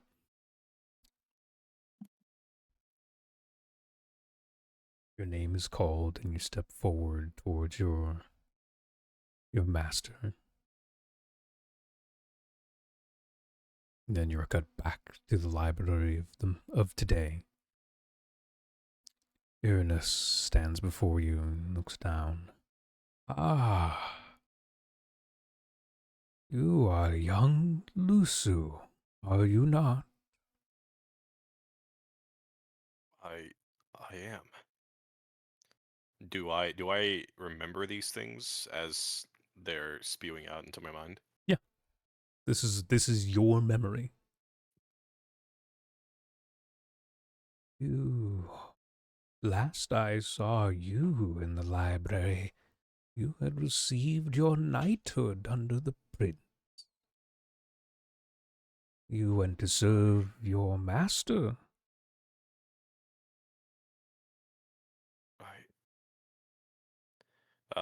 Lucy looks visibly frustrated right now. Uh, things are clicking in his head that uh, are very scary for him now.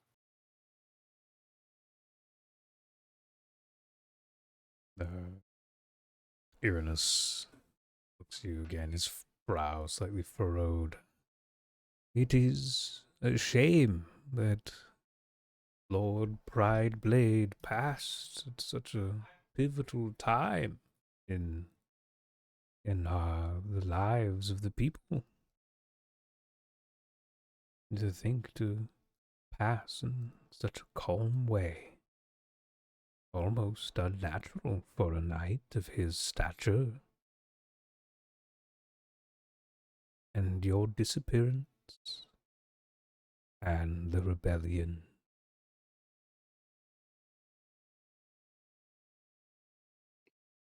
Do you know any more? Oh, I am remembering quite a few things. Tell me, Lusu, in your company, do you still keep the prince? The prince. No, do I remember my oath to Syl at this point, or is that still a mystery? You remember that you swore to protect the prince. Deeper Okay. than that will require more dabbling. Yeah. Lucy will stammer, and I, I don't, I don't know where he is. Uh, have I failed? No, I don't think you have. This is a dire matter. The prince gone. We have things that need to get done, Lusu. Your master had set things in place. I need to find something in the old libraries.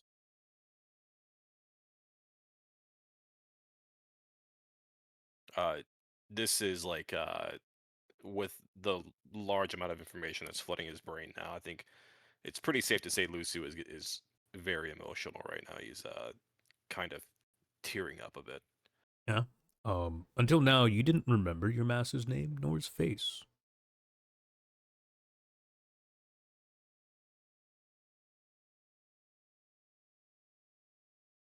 Lucy kind of sits down and holds his head for a moment.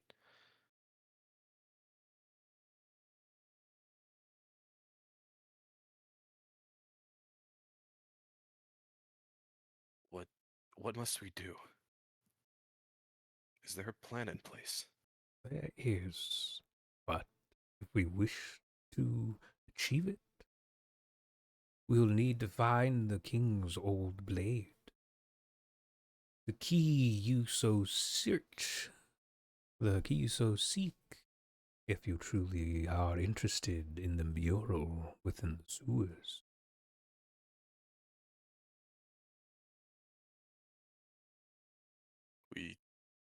We need a blade. Is that what you said? Yes, a blade that, as far as the people understand, currently resides on the prince's hip. The false prince, Mirai. Though if that was true, then we would have failed long ago, back when our memories were taken from us. The blade of the king, given to him by the gods. In times of need and times of war. Something was locked beneath the castle, and only that blade will open it.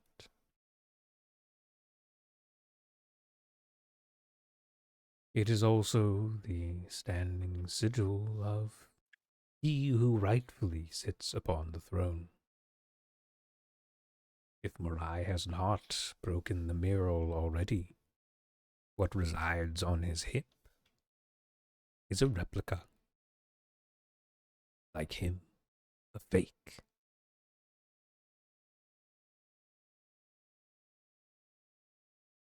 Are there any leads to where the real one might be? That, good boy, is why we need to get into the Library of Old, where the forbidden texts are hidden. He looks to the rest of the group. Help your friend to his feet.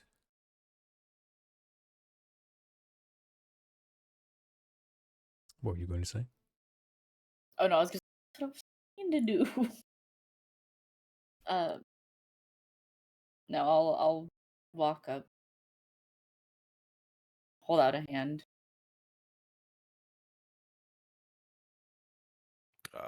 Lucy will take it and stand, and as Lucy stands with his memory becoming more clear to him now, you notice that he stands with a bit more confidence and speaks a bit more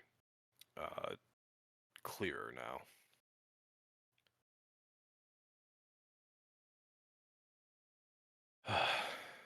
Thank you, Ashley. Always.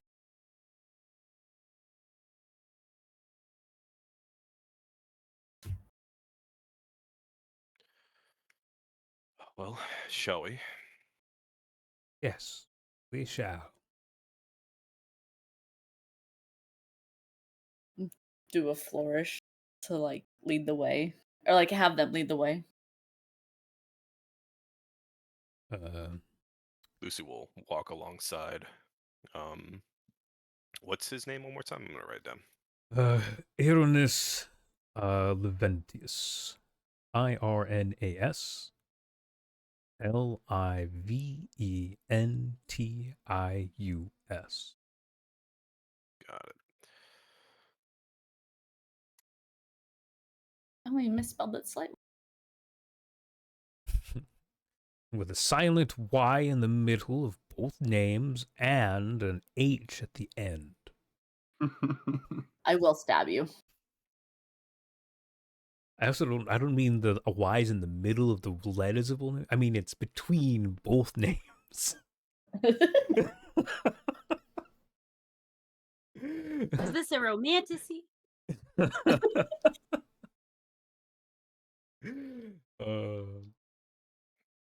Ernest turns toward the doors that you just moments ago been trying to get through. Right. Let me do the speaking. As convincing as you were, young lady, do not think the captain so easily fooled by a student. Especially one I twice the age of what is labeled on your card. Points to the student's ID that definitely labels him like 16. You only think I'm 30. That's so sweet. I let a little chuckle before I look and kind of admonish. He's definitely giving like a he's definitely said in like a teasing, sarcastic manner. At minimum, he knows you're an elf. I know.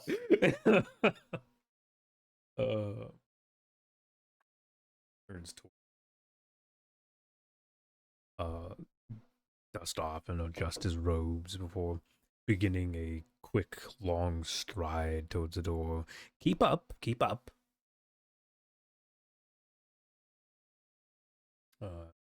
I follow him, head down, kind of like I'd been admonished. He looks back. No, act as if you deserve to be here. I nod and then like readjust so that my shoulders are back. See this shift into a confidence. He is motioning for all of you to go, by the way. I'm Yeah. following. Lucy will be going with her. Lord Borrington is to be gestured to? That's crazy. Let's He get gestured going. to Lord Borrington knowingly. Damn. This man's breaking the fourth wall. He makes it to the guard, and the guard once again steps in front. And Lord Leventius, I wasn't expecting you to be here, but you had a class to teach. I did, Captain. But I have special guests who have arrived who must be introduced to certain texts before they leave on their way. This is an order under the prince. I did not receive such orders, my good sir. I will have to send a missive to. Would you stand and interrupt the prince's direct decree? Would you deny the patron of this library entrance to his own books? I will have your job. I will have your family taken from their home and thrown with the peasants. Captain stiffens. Of course, Sire Leventius, please, I didn't mean to interrupt your step aside, Captain. Captain nods and steps aside. Open the door, you two, quickly. The guards produces a key and unlocks the larger door, and is slowly creaked open. As it creaks open behind you, you hear a couple of voices, slow whispers of, "They're going into the Forbidden Library? Who are they? Is that a beastkin? What? Does the elf have some sort of information? Is this news?"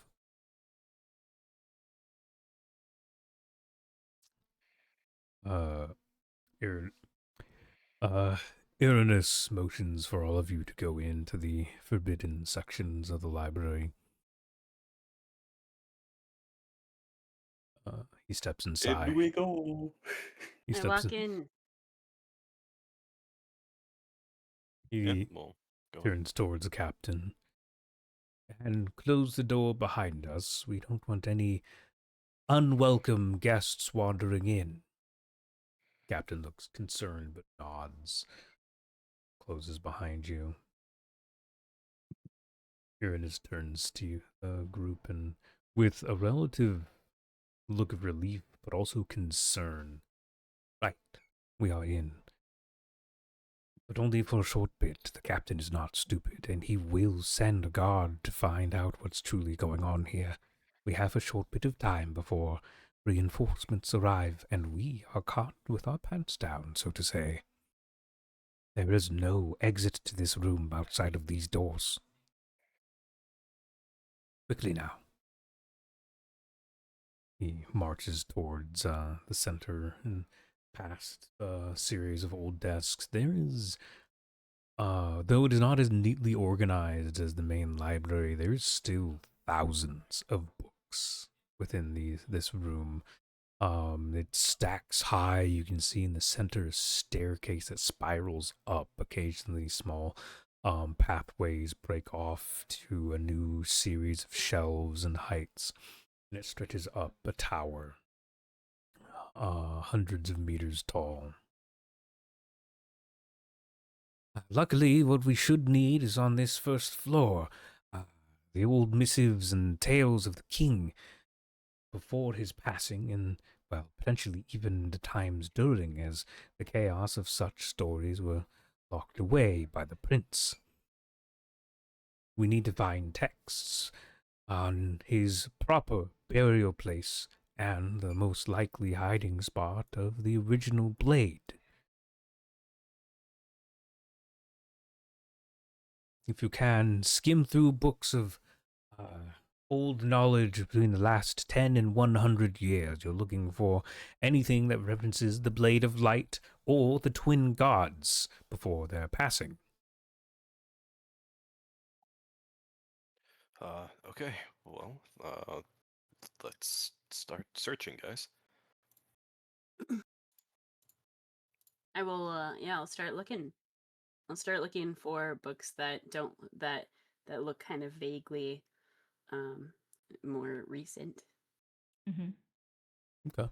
Lucy will be looking for texts that are much older, so in the 100 range.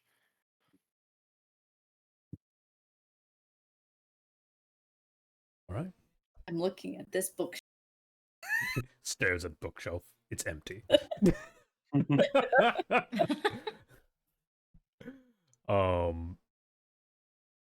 How you guys been rummaging through the books? I guess does anyone want to do anything specific here? Is there anything extra anyone wishes to look for or find potential scrolls and knowledge on before continuing? Will there be a way for me to find recipes this way? One of the most important things. The most important thing.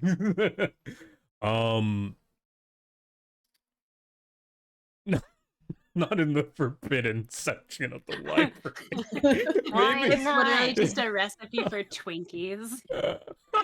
It's the original recipe. I Twinkie. mean, like the forbidden spell of like No, it's someone the into original. food.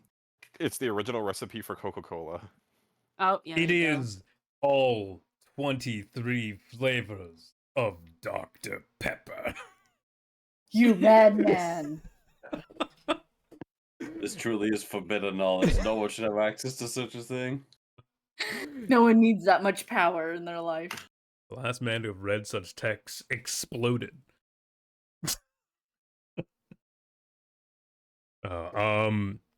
No, you don't find anything. No ancient cooking recipes, no wild secret breads or anything. But one thing does catch your interest. It's a book of botany, of plants and that helps. things.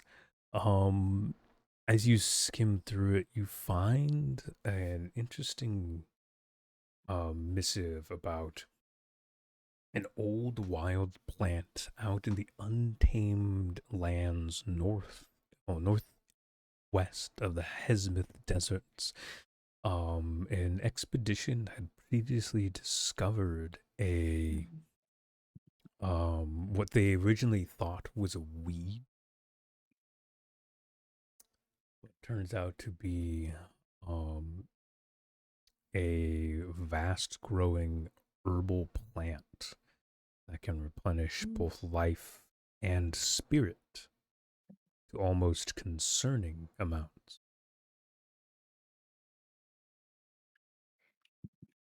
All right. So that's my next stop.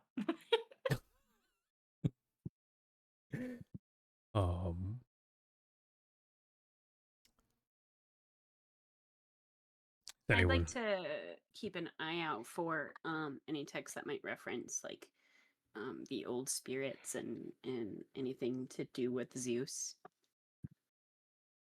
or other creatures like him. Yeah. Spirits. There is there's a series of texts. It's a 20-book encyclopedia. Each one is entirely focused on a singular creature. As you know, from your time as a hunter under Count Driffolk, there is a series of large magical beings that roam the land as relatively undisturbed magic beasts. Each one contains powers that most mortals would dream of having. Some have been alive longer than any man has roamed the land. Oh. Boy, did As you browse through, you do see one of these 20 encyclopedias, though covered in dust and faded away. One lists a creature that you've had a small interaction with. The bolt lion. You remember this thing from so long ago. It had been a guardian spirit or guardian beast that roamed the salt flats to the east. It's been gone for many years, no matter how many times you tried to find it or the people that it once protected. The salt flats over the last decade has grown to be a very dangerous and monster-filled location. And the bolt lion has not been seen.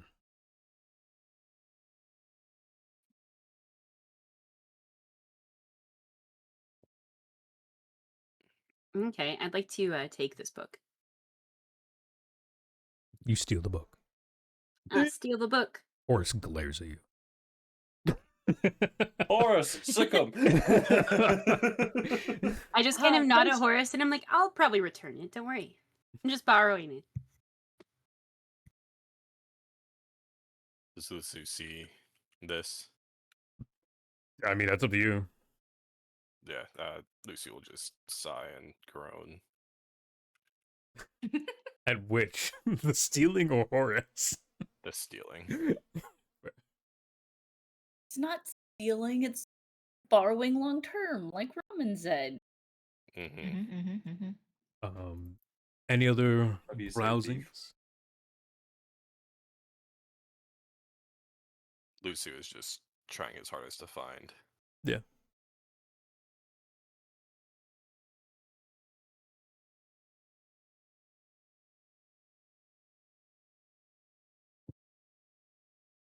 No other books scrying for anyone?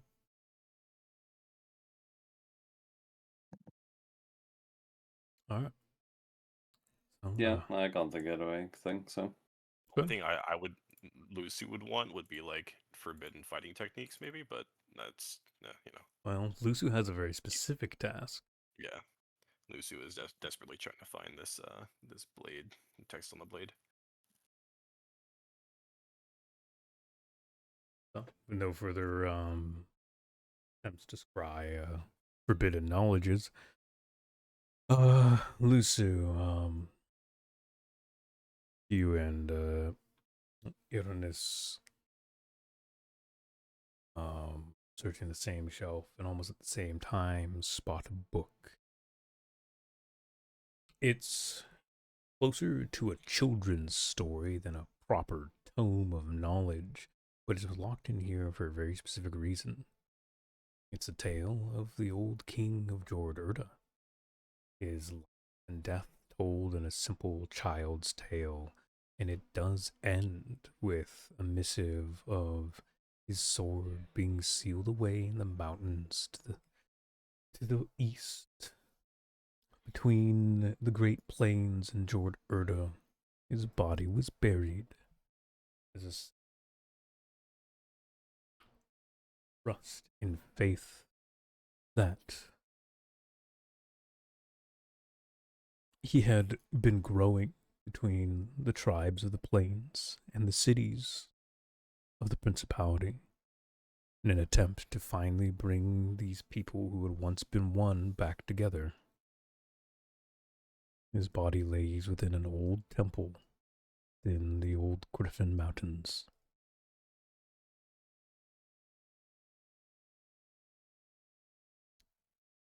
Well, we have our next location.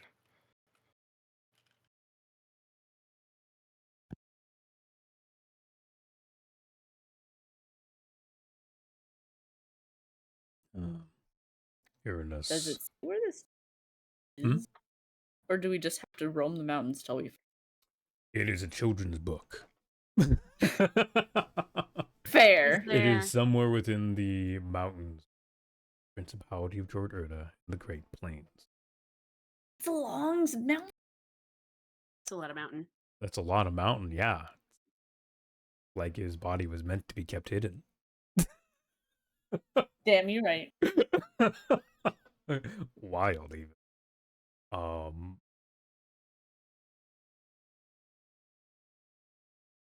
Ernest,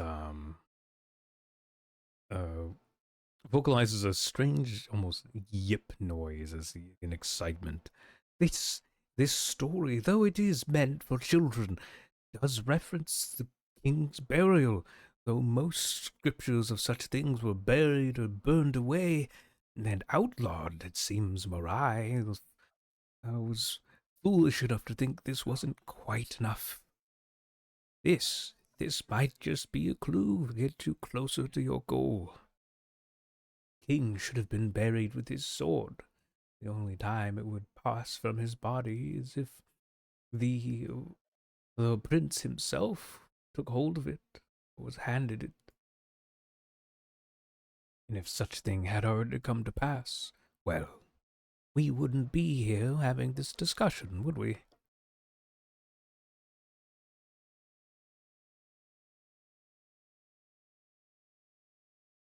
I agree.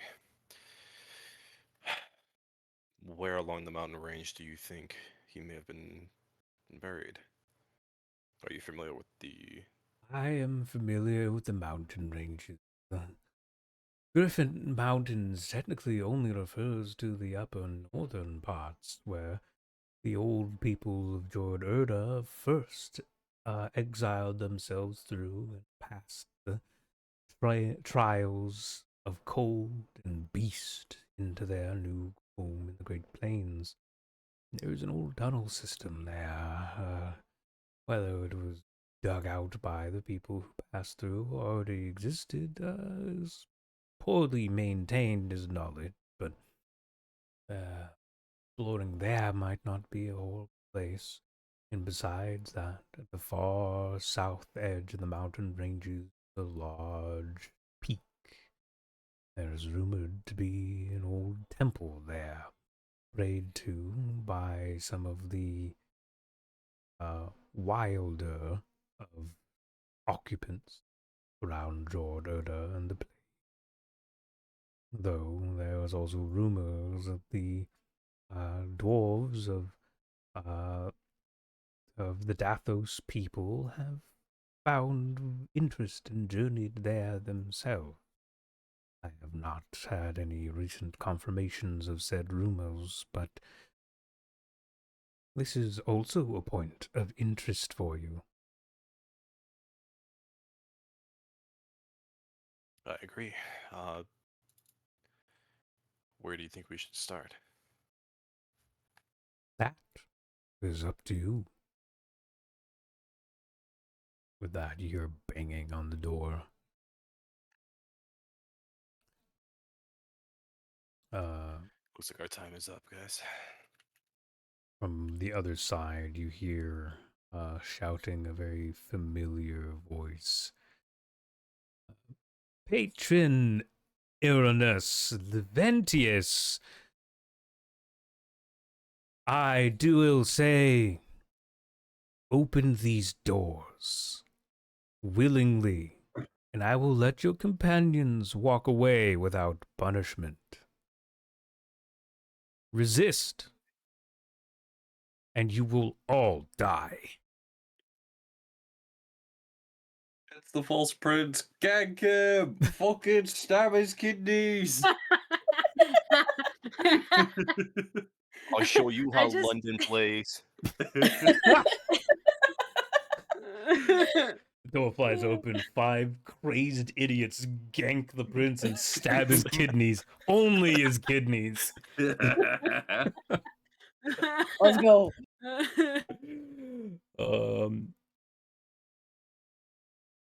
What do you guys do? Lucy will turn to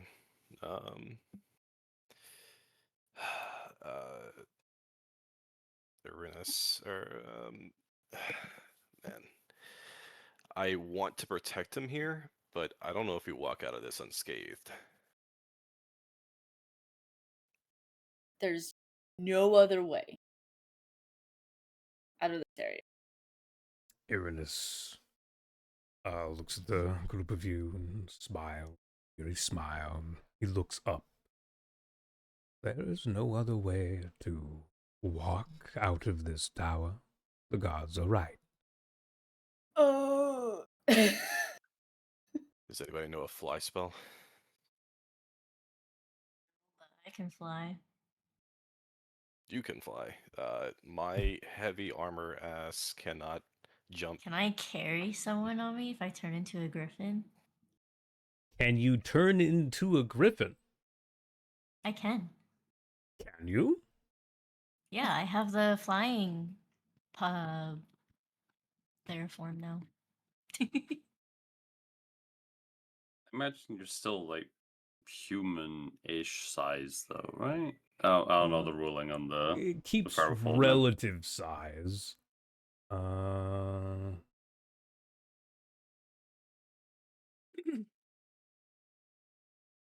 So is there a window above us then?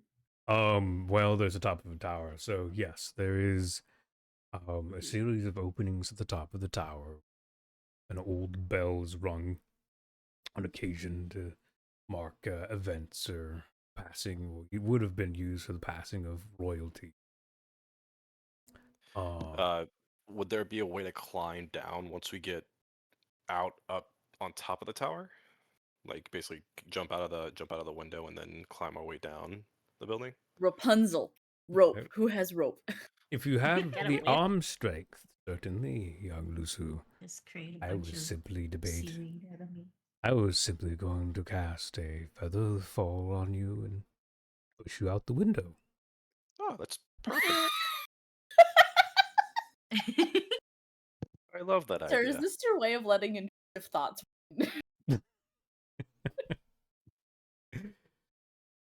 Look, helpful intrusive thoughts. It's okay. Also, yes, Ramen's Misora has been turned into a jet propulsion mollusks, rockets, great winged beasts. Teehee. What the fuck?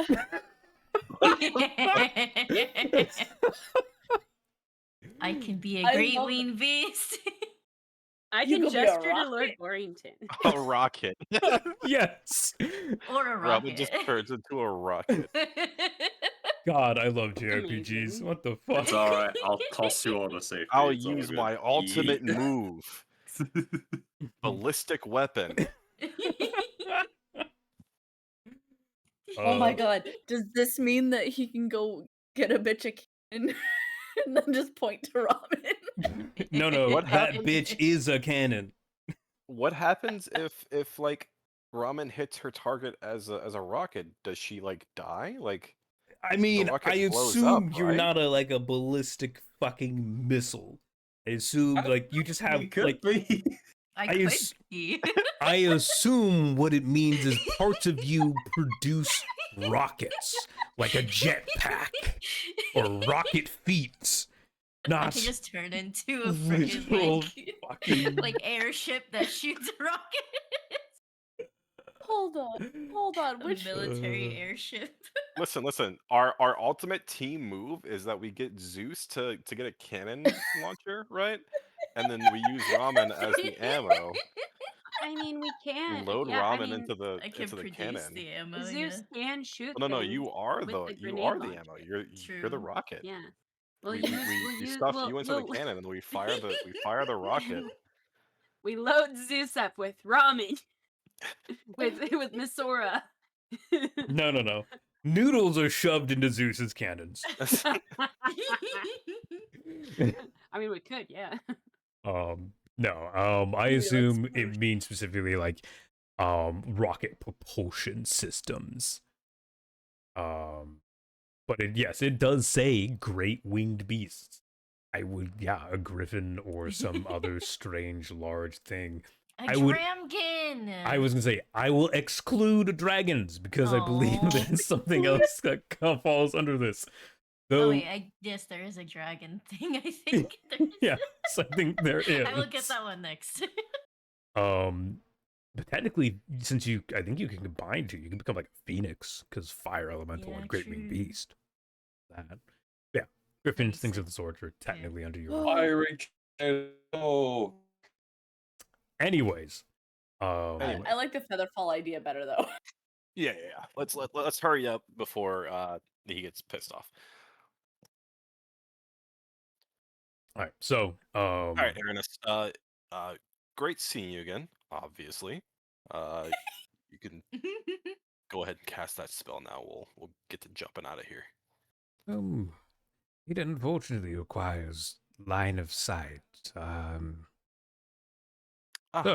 You're coming with us. I'd say make it to the top.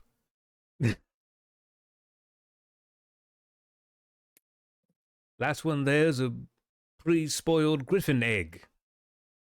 And so walk up the stairs. Lucy will begin running I just- alongside him. Obviously slow because, heavy armor and everything, but I'll just change myself, right? I can Sure. fly myself.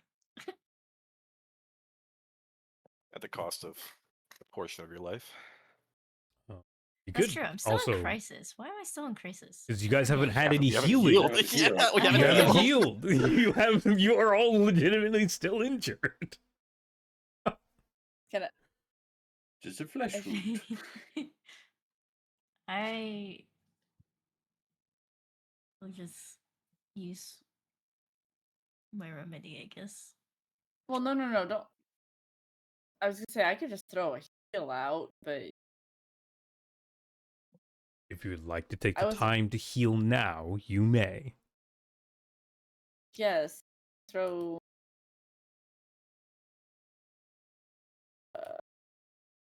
Oh no, that is the wrong. 1 How do you- HP is crazy. That's because I only Big had 1 heals, HP. big heals. Yeah. I think we need to have targeting enabled to throw out the Yeah. heal, right?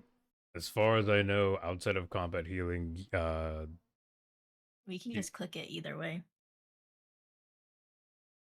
But we're not resting. We're getting healing from Ashling. Yeah, that's what I mean. When she rolls her thing, typically it tells us to click it. Yeah, but oh, there we There you go. go. Yeah. There's what 1, 2, 3, 4.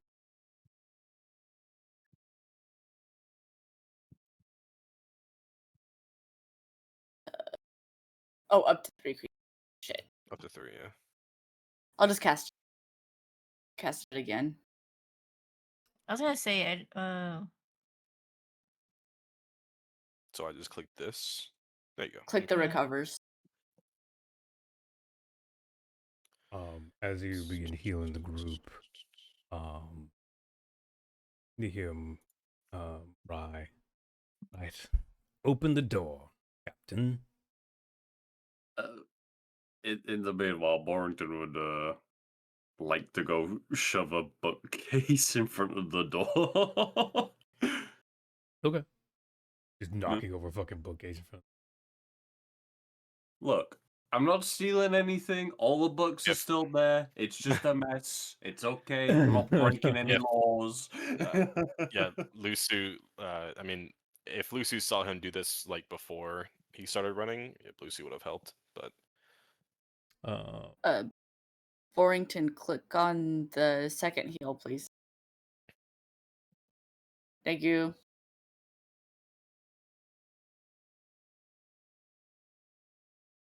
I have done my healer's duty. So yeah, you knock over a bookcase and all its sprawlings go all over the place. Irenaeus kind of furrows his brow. I'm going to have to clean that up later. I hope you know.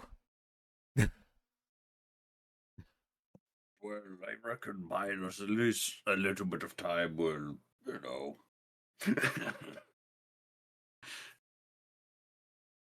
I mean, so just out of character, Aranis is coming with us, right? He's not staying behind because that's like that's a suicide.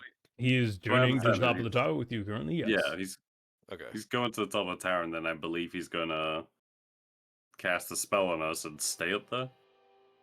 TM? I don't know. I suppose we'll That's what find I- out.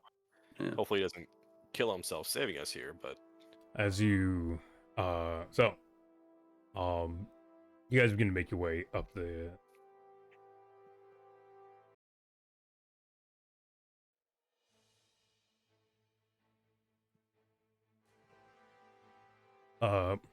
Rushing up the stairs as quickly as you physically can, in the midst of casting healing spells and knocking over old knowledge, and that'll be, trampled on and ruined for all eternity.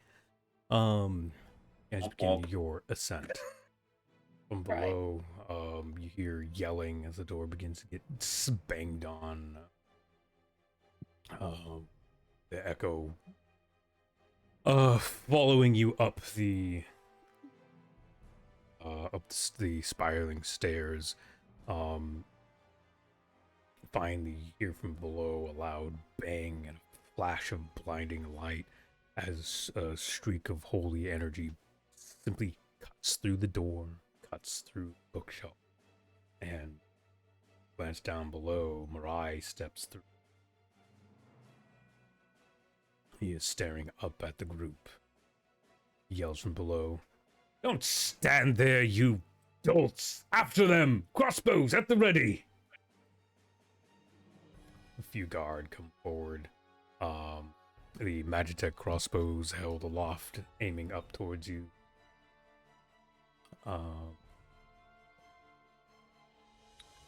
when Lusu hears this, he's going to begin positioning himself in between any potential incoming fire and Aranis. Anyone who doesn't wish to take the full brunt of ballistic fire, give me Dex Insight. I assume I'm taking the full brunt of ballistic fire, correct? I mean, no, I'm blatantly saying, give me Dex Insight to not get shot. Okay. Which difficulty? Normal. You said Dex Insight? Yes. I succeed. Yeah. Oh, you barely succeeded. Oh. Doesn't get. I'm That too big tree's of a rough. target. What can I say? He's just the wall, okay? A wall. Alright. A series of magically enhanced bolts fly up the tower, ricocheting off of the sides of the stairs and the tower wall. Cacophony of nonsense.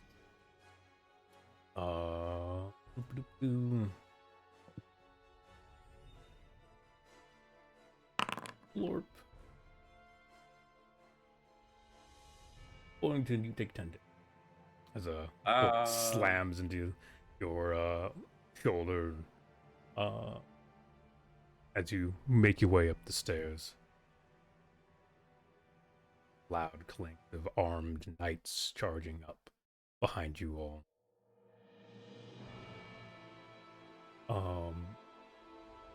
Just healed that. After a bit, the 6 of you make it to the top of the tower. From the large openings up here, you can see the stretching over the distances in all directions. The once beautiful city of Gaveltoth. Old stoneworks and tiled roofs, giving almost reminiscent, nostalgic feeling of what could have been a home to so many people. Fortunately, you know the sadness that fills the shadows below, the poverty, oppression, pain of those who struggle. You can see below the great royal library. At the front, you see a series of knights charging forth, making ready with their own gun line pointed up towards the tower. From below, I know not why you run. Do you think you have any chance of escaping? In my city, under my rule, I am not first prince for nothing. Many have tried to throw me from my seat, and I have pushed them all down. I have slaughtered their families. I have taken their names, even the old crown. It is mine. You will not find whatever it is you seek among these texts. Even if you run, I will find you. I will send my hunters, my assassin, my greatest of soldiers. I will carve my name into the flesh of your backs and have you run through the city streets so that all can know what is to come of any who defy me. I am Mirai, the first prince. I will keep my crown, my title. For eternity, Appletos and Jord Erder will be mine.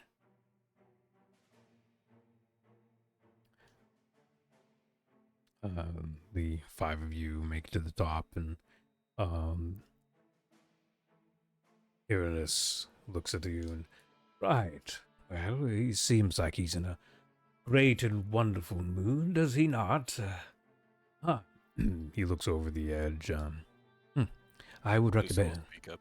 Hmm. I wonder if you can calm him down, Uranus. I am a keeper of knowledge and books. I'm sure I can tell him a story boring enough to lull him to sleep. Yeah, well, too bad you won't be here to do so. You're coming with us. We're not just stealing books, we're stealing the librarian too. This is a thoughtful statement, Lusu. But my purpose and place is here, even in the dangers and eye of the false prince. I fear not life of oppression or even death, but I will not leave these books to be tended to by a tyrant.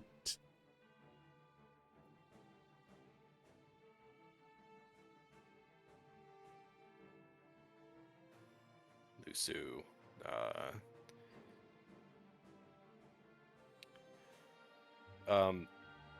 question, Aisling, you found a book about a plant that restores life and soul, is that correct?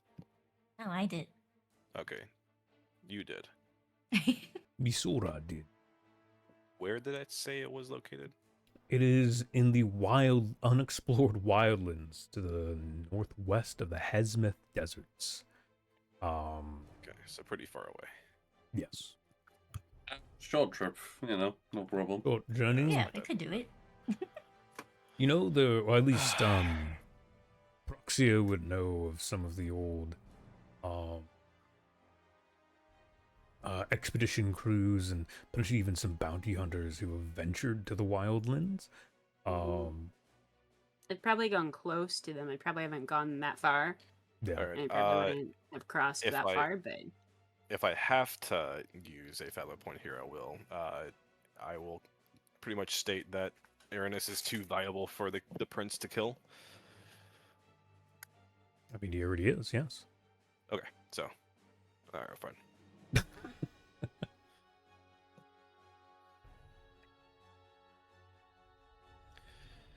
Well, I suppose enjoy your shackles then, Uranus. I have been in shackles for too long already.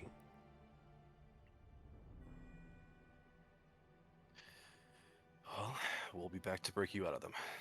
I swear it. Oh, I'm sure, young upstart. I'm sure you'll bring the prince back. I'm sure that the rebellion you started not long ago will rise in the streets once again. I'm sure your friends shall be the most noble and brave companion you ever had. And I'm sure that one day you will once again knock on my library doors. As he's saying this, when he says your friends will be noble, Lusu's bloodshot eyes will find its way, or find their way to Lord Borrington.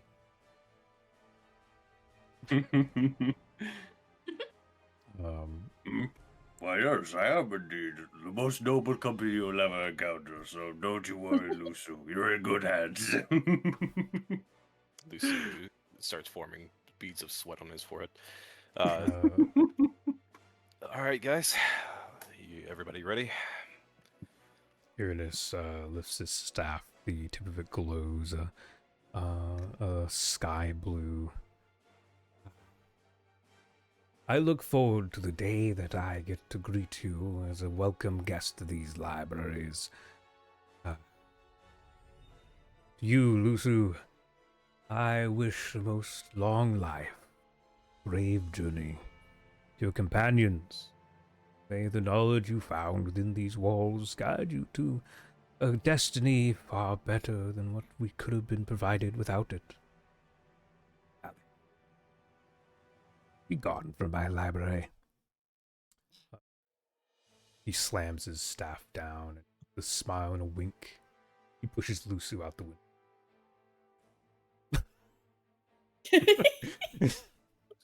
As Lusu's falling, he has his hands behind his head and feet kicked in like a relaxing manner. As you plummet, it is not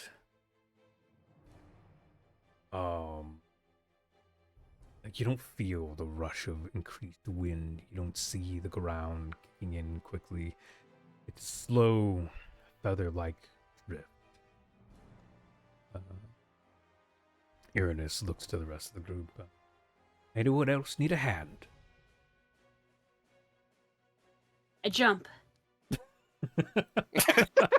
Before you even cast spell. Wait. All of you do feel a lightness to your I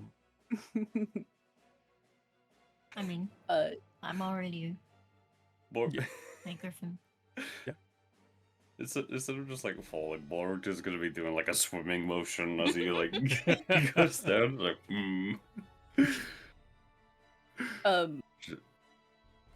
Go ahead. No, before Aisling jumps, she real quick like gives puts like a small kiss on Erinus's cheek.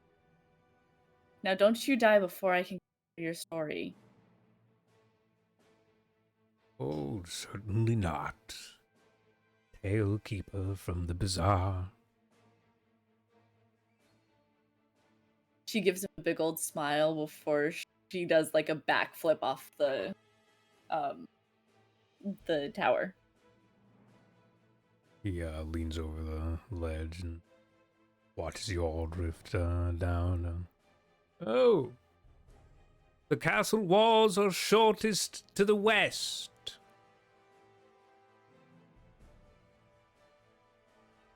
As Lusu is gliding down, you'll look over the city once more, and it's probably a safe bet now that some memories are coming back to him about the city. Is that right? Yeah. Yeah. He'll feel like an overwhelming guilt and make a solemn vow to himself that he will save Calvitas. All right. And you do that. These memories cross your mind. A bolt of light crosses past your face as Mirai and his soldiers make it to the top of the tower. You hear the bark Open fire, you fools! You're letting them escape! Without a volley of Magitech bolts flies from the tower, and from below you even more so as the gun lines below respond to an understanding that you are in fact the enemy.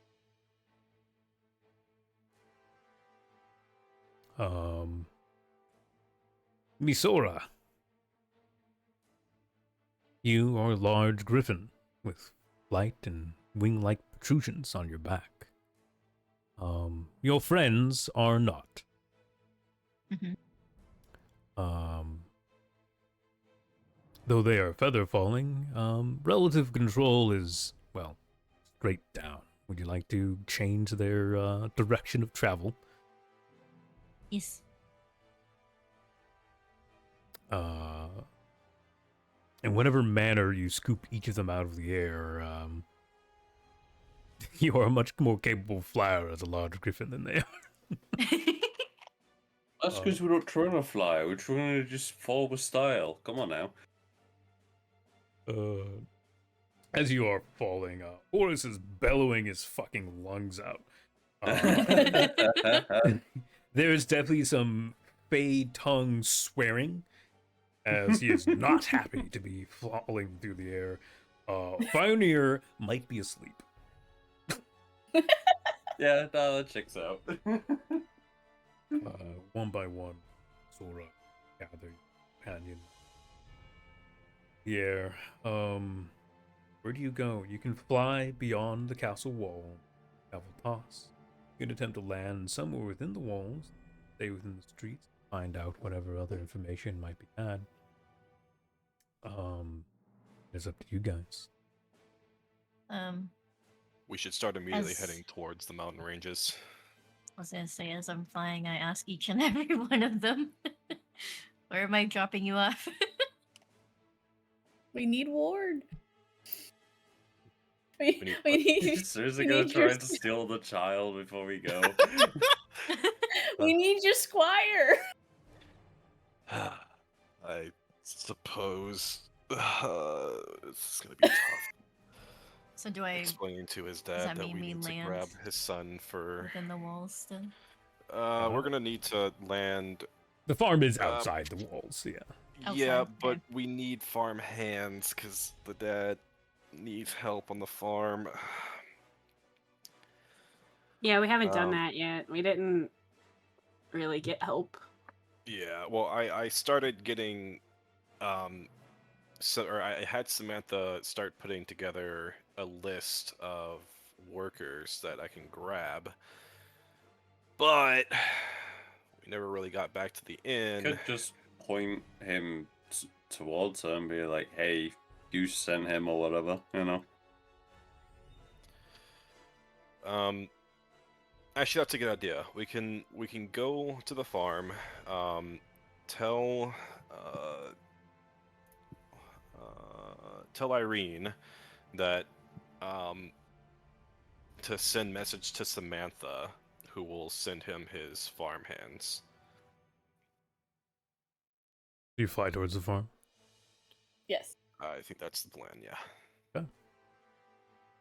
As you soar through the sky upon Sora's back and or within her claws, or beak, or however she scooped you out of the air, you fly out and around the city. Again, you get a lovely view of the city of Kavaltas. From above and all distance away, the dreariness of the streets is drowned out by the beautiful ancient architecture, the almost high Gothic towers and rooftops. Give it an air of beauty and danger that you don't get to see when looking up at the towers.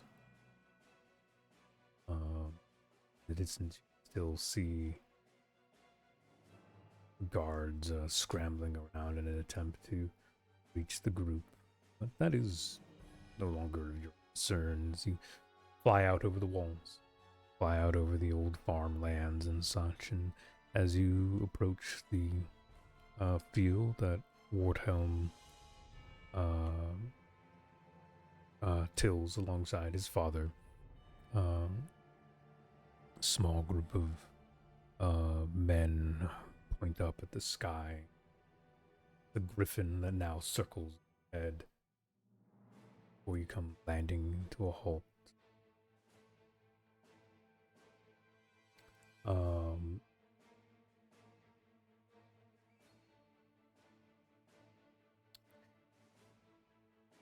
As you disembark from Misora, Misora, do you turn back into your normal form?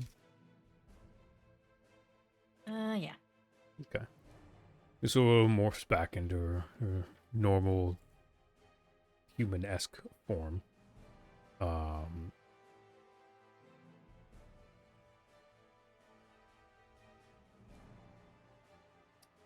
The group of men come running from the field.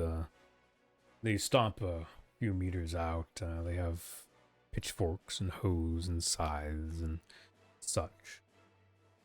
They look like strong, capable men.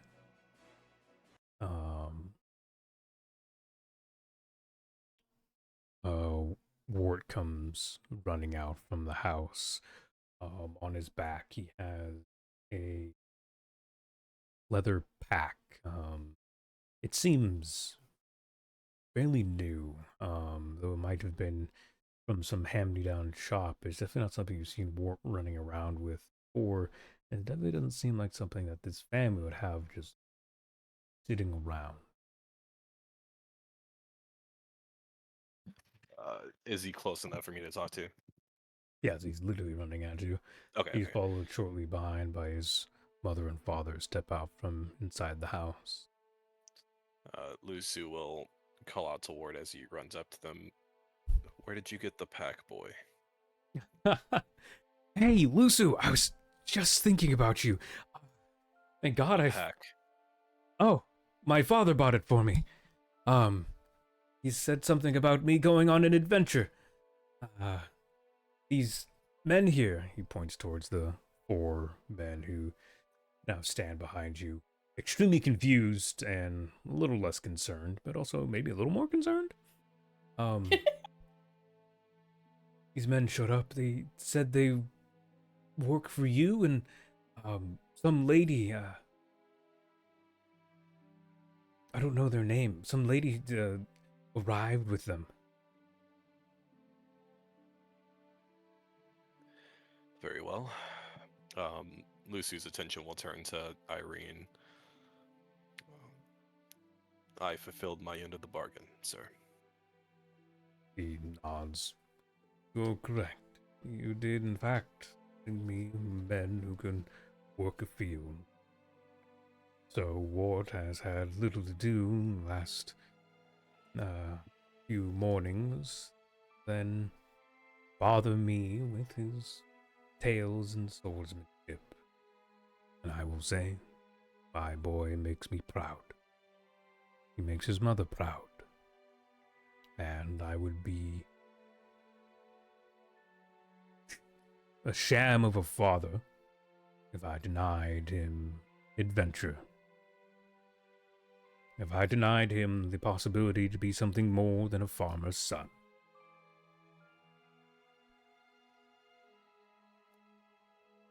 Lucy will take his sword out of the sheath and plant it into the ground right in front of Irene and kneel to Irene. I swear, upon my blade, no harm will come to your son.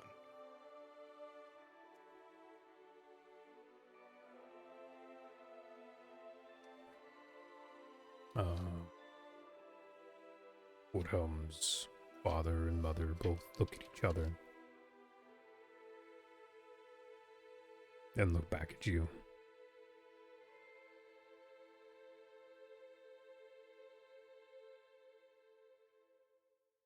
Well, I told you when you first made this request of me. I'm not the one you need to convince to let my boy go.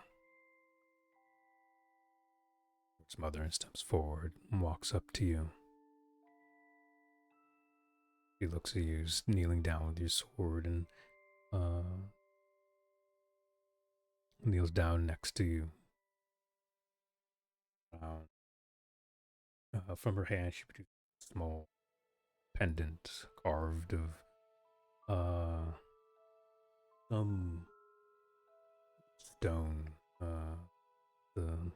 In places dull green, and others vibrant blue, almost like the ocean itself. Bahash looks to you.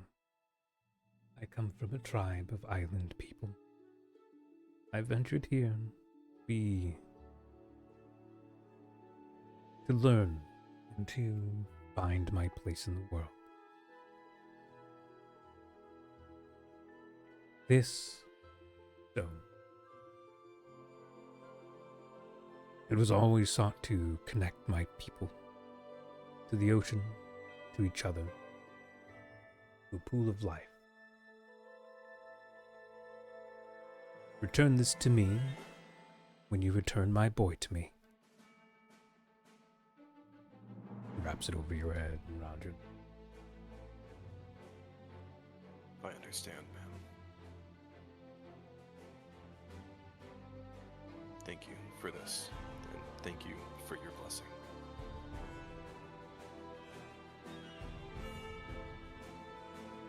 With that, Lucy will stand up and put the sword back into its sheath, and then his gaze turns to Wart.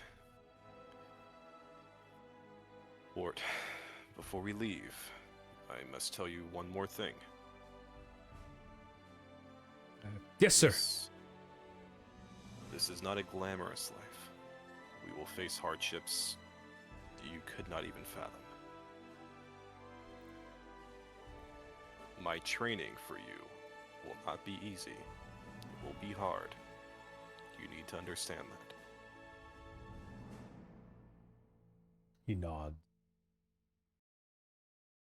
with an air of understanding and a big, dumb, grinning smile across his face.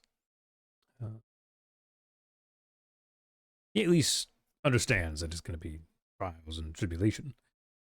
Well, he understands the true dangers that come with adventure is, well hidden behind a boyish grin. And with that,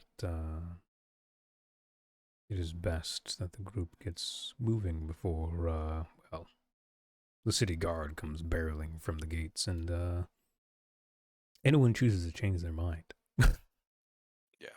By the way, just so y'all know,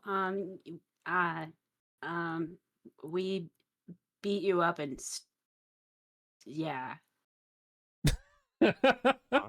We've stolen your kid. Oh. That's what we did, if anyone asks. Once mother and father look at each other like confused and then like It'll make sense soon. Oh. As we're walking away, Lucy will call out to them and say, I promise, the next time you see your son, he will be a new man.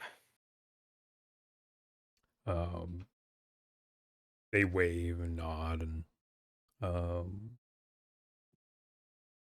yeah, we will end today's session with you guys walking over a hillside, off on a new adventure, off to find the final resting place of the last king of Jord, Urda, and the sword that will crown the rightful prince to Gaveltal.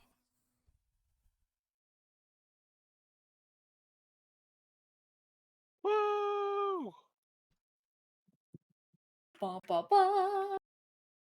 Hell yeah. Thanks for joining for another session of Fabula Ultima. It was absolutely blast running another session for you guys. Um, finally getting through the. It's kind of just been the Caval Toss arc. So it'll be interesting getting you guys to a new location. Hey, hey, question. Yes. Irenaeus only took the adventurer's book, right? Yes. He did not take Okay. the scrolls. Okay. So that was on purpose, right? Oh yeah. Yes. We didn't I steal just from wanted the library without his knowledge, right? No, he blatantly like he blatantly fucking knows. Yes. Okay, okay. Thieves. Hey, now I said I was just borrowing it. I intend to return it. All right, this is going to be a very long training arc for Ward. Yeah. I mean, it's gonna be a interesting arc for all of you as you venture out into the wilderness, up into of that separate the Principality of Verda plains, and whether you guys choose to venture to the old paths of the northern mountains or down south, where you might run into more interesting things as well, is entirely up to you guys. that is a So south seems to be more side questing. North seems to be more main questing. I mean, I'll tell you now, neither one will be a side quest. I think they're really only side quests if we make them. Yes, they're yeah. That's a very good means of doing it. Is they're only side quests if you make them a side quest. It's like if we decide to go off to like get like groceries for ramen. Mhm. Are we able to mark on the map where we are expecting to go? Like, I'll be maybe putting make those. notes. I'll be putting marks here in a little bit. Yeah. Okay. Okay. Yeah. I mean, there's technically visual landmarks already if you zoom in on the map. There is in fact a tunnel-like protrusion from the mountains in the north, and to the south there is a lone tall peak on the mountains there as well. Okay. I just, again, I haven't like labeled them because I didn't know if they would ever be a thing. You guys, again, you guys make the world an adventure. I'm just gonna tell a story.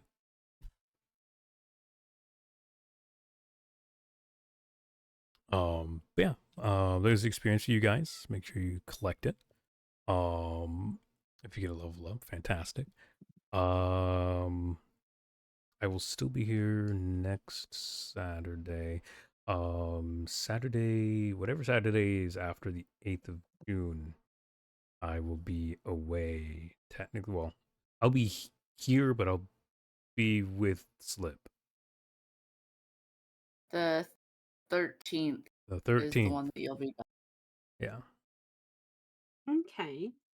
So because Slip will literally be next to me, I don't think it's plausible for the group to all be here.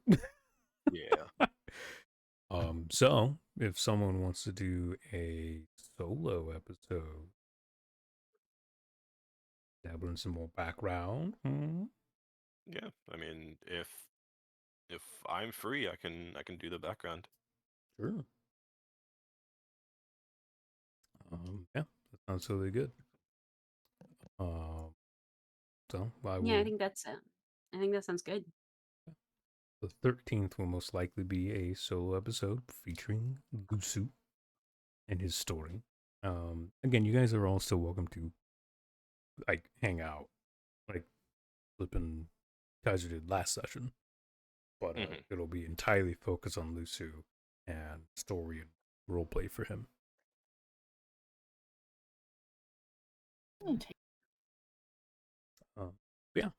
With that, I will set you all free to frolic along your own ways, and I will see you guys all next week at minimum. Heck yeah. Yeah, thank you so Can we much. rest? Okay.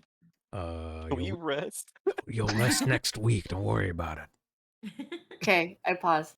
Okay, thank you. Bye. Okay, Bye. bye-bye. Bye. Bye. Bye. Thank you, everyone. Bye-bye. Okay, bye-bye. Good. All right, chat. It has been an absolute blast. Thanks for joining for another session of Fabula Ultima.